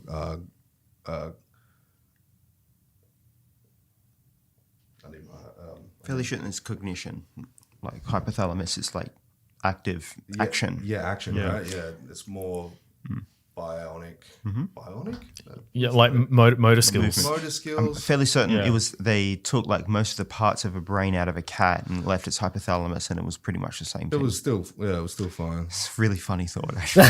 They say that. There's a cat with half a brain just like being normal. Well, there's a guy that had most of his brain taken out, and he's just got like this smooth flesh on the top of his head. Like there's no skull there. He had like tumors all throughout his brain. He can still talk, walk. He's just a regular dude. It's like, wait, what is the rest of that brain matter then? Yeah. And- what do you need it for, right? Yeah, like why is it there? Yeah. Like it still receives blood. It carbonates and oxygenates just like the rest of our flesh. Yeah. But why is it there? And when you do shrooms, why does your head turn into an orb? Have you ever?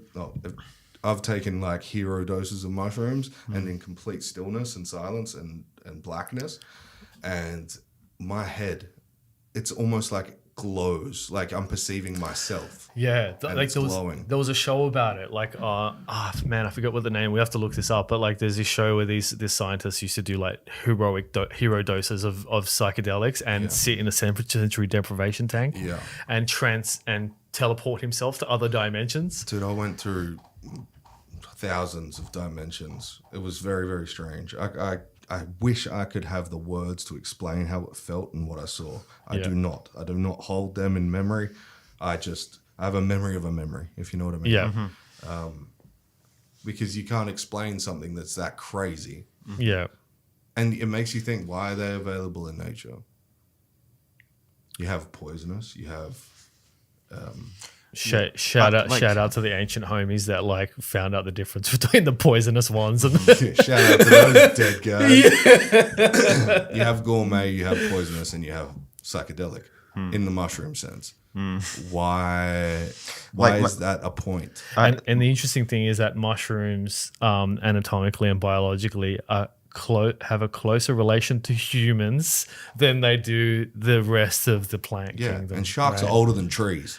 Dude, I know the Carboniferous. What the fuck is that? Yeah. Yeah. So I personally think And sharks are older than Than trees. trees. What the fuck is happening? There's a cool depiction of a painting that a guy did, and it was pretty much just like no trees, just mushrooms and small amoebas. Was this Alex Gray? I think it was Alex Gray. yeah. Very, very cool. Classic. okay, man. very quickly on psychedelic experience, like it's very Found in there's a a lot big of religions as well, by the way. there's a very big philosophical Yeah, course. Kaikion, psychedelic from ancient Ulysses. They were doing psychedelics. There's a very big Don't get mad. That's right. It's a very big philosophical field. Like even at UWA, they opened up a psychedelics course. Did they?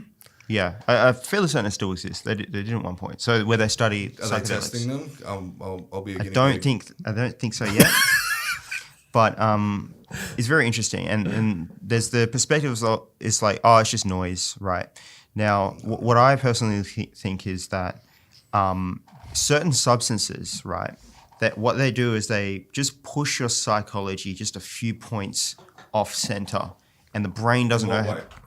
So we have a coherent worldview that our brain gives us, right? So, for example, you view this like here, your brain is telling you that it's there, it's putting light the colors in the particular arrangements where they are. And your brain is ordering your environment based on the information that comes in. The information comes in and you take a psychedelic, it pushes that information out of its way. So let's just take the spectrum of visual plane, right?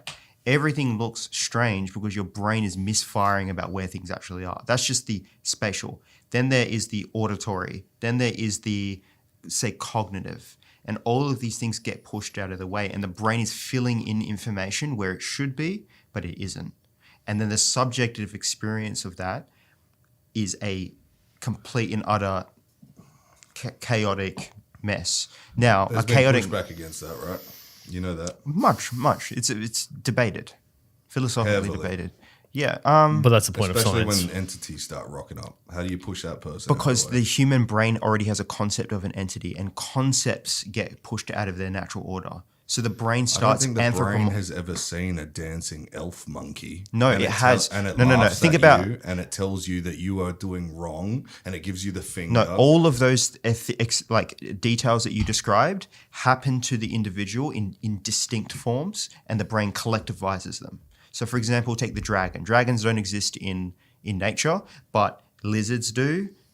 Clawed animals do. Fire exists, and then the brain amalgamizes them, probably through psychedelic use, right? The scariest things that we can I imagine. understand what you're saying, Mm-hmm. but how does my brain explain, or your brain explain Mm-hmm. to me that I have a complete lack of a body and I'm traveling through dimensions? I've never seen these dimensions before. I couldn't even figure out what they would look like. When we say explain that to me, then. So when we say a dimension, all we're talking about is a frame of reference in a particular environment. Now the brain. I've never shot through space though. No, that's not what I'm saying. You're jumping too far ahead. But what you haven't seen space, but what you have seen is depictions of space. What you have seen is your local environment, and then you've seen an innumerable amount of local environments. You've been in woods. You have 30 years of different environments that your brain has been in. And then so the brain is really good at stitching together information. For example, like when you're looking ahead, right, you actually are seeing your nose, but your brain filters it out. Correct. Right? So all kinds of things that your brain inserts information. Dreams are inserted information. It takes what you went through your day and then it creates a narrative. And that ability for your brain to create narratives in the absence of perception could be applied to when your brain is being disordered from the psychedelic that you've induced taken on. I get what you're saying. Mm-hmm. Explain criminals that have been subjugated to having a mushroom experience. They're non-reoffenders by 87%. Oh yeah, I'll do you one better. Like there's no How the fuck better- how can a mushroom do that to you? yeah, like I'm not going to commit crimes anymore. or ma- belief in maybe- God. maybe Belief it's in because God of, as well. It destroyed my belief in God. Yeah, but opposite happens a lot as well. Like that's insane. Like it's one of the biggest converters of like It 50% stops of you people. smoking cigarettes. Yeah, that's crazy. Yeah. What they're talking about, like iboga. No, ibogaine. That's a completely different thing. That's a wild experience. You know how they say the ayahuasca is the mother, the aya Yeah. is mother. Yeah. Well, iboga is more the father. Yeah.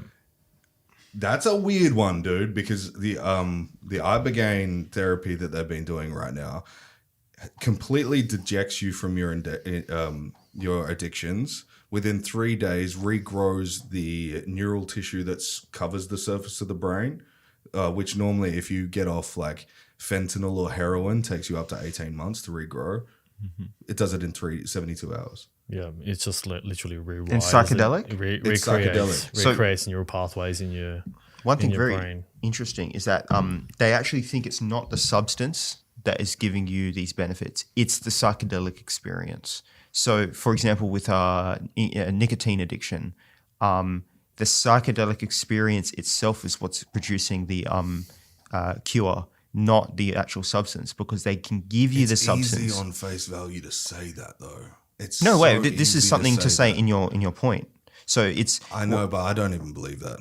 so you just think it's the pharmacological compound, not the psychedelic experience. I don't know. I honestly don't know because they can't explain it, and I'm way stupider than these people. I can take something, I can tell you how it made me feel, I can tell you what I saw, and if it's like I've been blackout drunk, right, and I can't tell you what I saw, but on this stuff I feel way more incoherent with what's going on around me, but I can tell you what I saw. I have a memory to it. I was way more fucked up on 7 grams of mushrooms than I have ever been on any amount of alcohol. If I was that fucked up on alcohol, I'd be dead.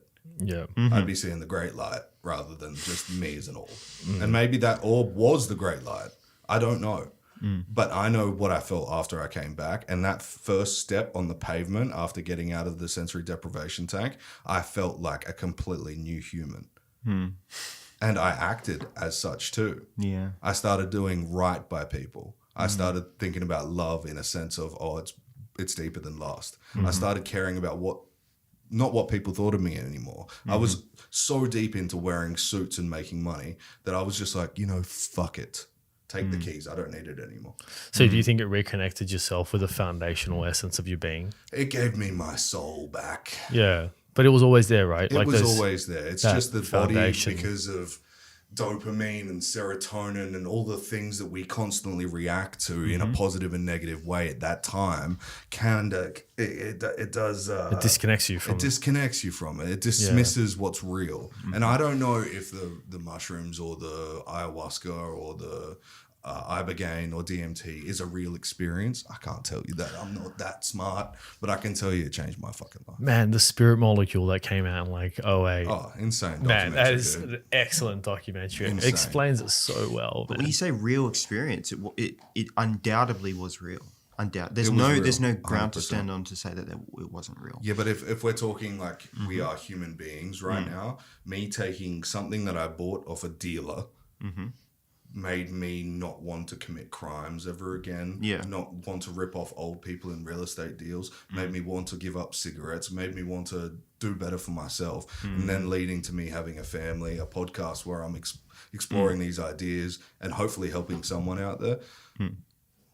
Maybe it's what God wanted for you all the time. Maybe. All along. Maybe. But that search wouldn't have begun without a loud spark, without that big bang. Yeah. That's what I needed. I needed the big bang of the mental capacity to fix myself. And I don't know if the traces of shrooms that are still in my system from 10 years ago are still in there and still working their magic. But regardless, it was a complete reset. I got my curiosity back. I got love back. I understood what that was. I got the ability to empathize with others. I was an egomaniac being a bodybuilder. I fucking maniacal. I only cared about myself and calories. That was it. And then after that, oh my God, I have love and empathy for everyone. Oh, you're feeling bad? Here's a jacket if you're homeless. Like I would take my own hoodie off, brand new hoodie, and I'd give it to a homeless person. Yeah. Like it was strange. It was very strange. And I'd look back on that driving away from a homeless person. I would never have stopped the car in the first place. And the whole idea of charity, like I think maybe that it takes parallel to what we were saying earlier about like, the whole detachment from our living reality, our essence, our beingness, and being completely fixated on the materialistic aspects of the life. So arguably they have a concept of this. It's called the dark night of the soul. So when you're completely fixated on these material objects, you're completely disconnected from your essence, your beingness, the goodness of everything that you are, what you're meant to be, and what like religions in some ways kind of preach, this idea of being a good person, being connected with your community, being charitable, and etc. And when you become completely disconnected from that, when you indulge in all these material possessions and you're paid with silver, you give your soul away, you connect to all of these like shallow materialistic ideologies, you lose the aspect of your being. You're effectively living in a form of hell, I suppose. Wow. And then it tears away the veil and destroys this idea of materialism and shows you who you're meant to be, like a connector in and a positive and a force for good in society, in the world that you are and the world that you live in. And then God or creator or manifest, like the creator or the manifestor or whatever you want to call it, then shows you all of the good things that you can be. It shows you that you can be a father and a contributor to society and a charitable person. Your own Batman. gives you all of this stuff. You become your own Batman. Yeah. You are your own superhero. Yeah. It is, Joseph Campbell's The Hero's Journey. Yeah. Right. And you Yeah. go through the dark night of the soul. And they talk about. It's funny because Batman, they have the Dark Knight. Yeah, that's right. What the fuck? Yeah, he's Dark Knight of the Soul. It is that Joseph Campbell's The Hero's Journey. It's all like, mapped out in like the tarot and that's what a lot of these ideas, like the basis of what we started talking about, Freemasonry, right? They talk about, you enter as like, this naive person, you have no idea about the world, and you come out on the other end, you're a master, just like when you get your 3rd degree, you get your hat and you get to, parade yourself around like you've won this degree. You're now enlightened. You've gone through the hardship. You now have obtained the right to be a master of your craft and go out into the world and be a force for good, right? Yeah. Interesting. There's these parallels, really strong parallels. Yeah. Wow. There's an important question as well, and perhaps we should end this point. Yeah. Gone for a while. Yeah. But why, when you have this psychedelic experience, right, you see the beyond, right? And you see truth, like the truth, and you can't comprehend it, but you're seeing something that's beyond us. Why is it, this is such an important and crazy question to me, why is it that when you see the beyond, you become good? There's profound wisdom in that you are not a creature oriented towards evil. So you were led to a particular set of values. Why? Why those values? Why compassion? Why charity? This, to me, speaks to that these values that human beings have uncovered are immutable characteristics of the universe itself. They aren't debated. They're the truth. They are the virtues.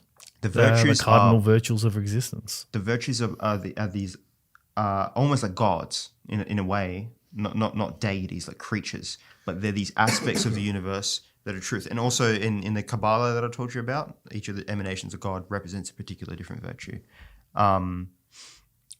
Chesed, that's the other virtue that I forgot last time. It's the Sephirah of love. And so it's weird. You even watch people, there was that guy, I forgot his name. He recorded himself having a 5-MeO DMT trip, and he kept on chanting love, love, love, love, love, love. Very famous guy, I forgot his name. But why? Mike Tyson. Yeah. I mean, He like did it that is the frequency of the power of love. Water. They love some. they talk Down about here. the power of love, and why is that? Is that 432 hertz? It's the frequency that you emanate when you're with family. It's the foundation frequency of existence. It brings me back to the panspermia thing. If take it as a world full of chimpanzees gets introduced with an asteroid that has mushrooms on it or spores. Oh, the stoned ape theory. The stoned ape theory, Yeah. right? Maybe McKenna was onto something there, because if an ape, have you ever seen Chimp Nation? No. It's they filmed chimpanzees in the wild and they tear each other to bits. Oh, they do like an in-depth study on like the social structures and Social hierarchies structures of and the hierarchy. chimps. It's crazy. Now, we exhibit some of those things when we get disconnected from reality. Well, not reality, it's our reality, but it's disconnected from what it means to be good. Society, we get disconnected from our I own think tribe. you are correct in calling that reality. Maybe I am. But Jordan Peterson does this whole section on it. But I think if panspermia is real and mushrooms have been put in place to enlighten a specific type of chimpanzee that has then thusly become us, going back to the mushrooms that stopped us from tearing each other apart in the first place would then stop you from tearing yourself apart. Yeah. So the parallel, right? So within, so without, like that's like internalized is also an externalized. And idea. that's what I've found. Like if I was stealing, or I was never a thief or anything like that, but when we have these bad behaviors that we exhibit as humans, then we get put through like a mushroom journey or lysergic acid or these hallucinations. So what's the conclusion there? My conclusion to this theory is, if it is just another spawn from a different planet that has been sent here, maybe we're aliens. Maybe we're supposed to be taking on the next generation of aliens to the next group. And then we send our mushrooms to them. Possibly. I think this is giving too much credit to the mushroom. Like I was saying before, the psychedelic experience is in the experience, not the mushroom. I don't think it's the mushroom. Mushroom just happens to have the particular chemical configuration which brings about the experience. I don't know. Off topic. I'll talk about this later. Okay, all right, cool. So, but I think that... You said off topic, now I'm interested. Yeah, I'm interested too. But I think, remember when I said there's two universes? There's the material universe. Correct. And then there's the above, right? I think that you are tapping into the above. It's not a material thing. Therefore, I don't think it's the mushroom level that we're talking about here. I think the virtues live in the world of consciousness, right? And it's from there you are pulling the value. It's not coming about in the material world. What if it's the key though? What's the key? What if mushrooms are the key to the next realm? It's thinking way too physical, right? Because the value that you got was not the mushroom. That's all I have though. No, but you're assigning the value to the mushroom as opposed instead to the of the experience. You can meditate for 20 years and come to the same conclusion you got from the mushroom. Yeah, exactly. Mm-hmm. So it's not the mushroom; it's the experience. The connection to the experience. Mm-hmm. That experience comes from above. You know, it's actually interesting that you talk about that. Like, Terence McKenna used to talk about like when you're coming into a DMT trip, and also Spongled, you know that artist, Spongled, Divine Moments of Truth. In one of their songs, they do that, which is that frequency, right? That before you break through. I was doing a presentation on this, and this lady said that this is the sound that I hear as I'm about to break through in deep single point meditation. Yep. People achieve the same sort of thing. Like this parallel to what Malik was saying was that it is the experience, not the point of entry point. So in some ways, if you want to make an analogy for it, the mushroom is the key to the door. You then walk through the door and you come out into the experience. And then you go away with that environment that's made a lasting impact and change on yourself. Yeah. And then you come back through the door. But my point with it was maybe if it is the key, maybe before we were what we are now, and I don't know when that could have been or if we've always been this, but if evolution, the Darwinian theory is real, if we were a type of ape that's not a bipedal hominid, we wouldn't know to slow our breath down to obtain that experience. Yeah, that's right. We would have had to have the infliction of something else like a mushroom. So over years, hundreds of thousands of years of them being present for us to go, hold on, I can achieve that same thing with breath. Yeah. And then you assign it to the experience, not the mushroom. Yeah, true. So that's the access, right? So why is that shit here? That's the catalyst. That's the catalyst. Yeah. Yeah. Boys, this was very fun. Yeah. Thank you so much. What is the name of the podcast again? Philos Academy. Yeah, Philos Academy. I'll promote it on my shit. Oh, thanks, man. Appreciate that. Yeah. When have you put episodes out yet? We have 3 coming. Okay. Yeah. All right. Is it on Spotify? Not yet. No. Maybe by the time we're... Get an RSS feed. Chuck it. If you put it on the RSS feed, it'll put it on everything. Oh, Okay, really? cool. Yeah, Okay. Yeah, we should do that. Okay. Yeah. Yeah. Thank you, gentlemen. Thank Awesome. you. Thank Yeah, you. Thank Take you. care. Bye. Bye. Bye.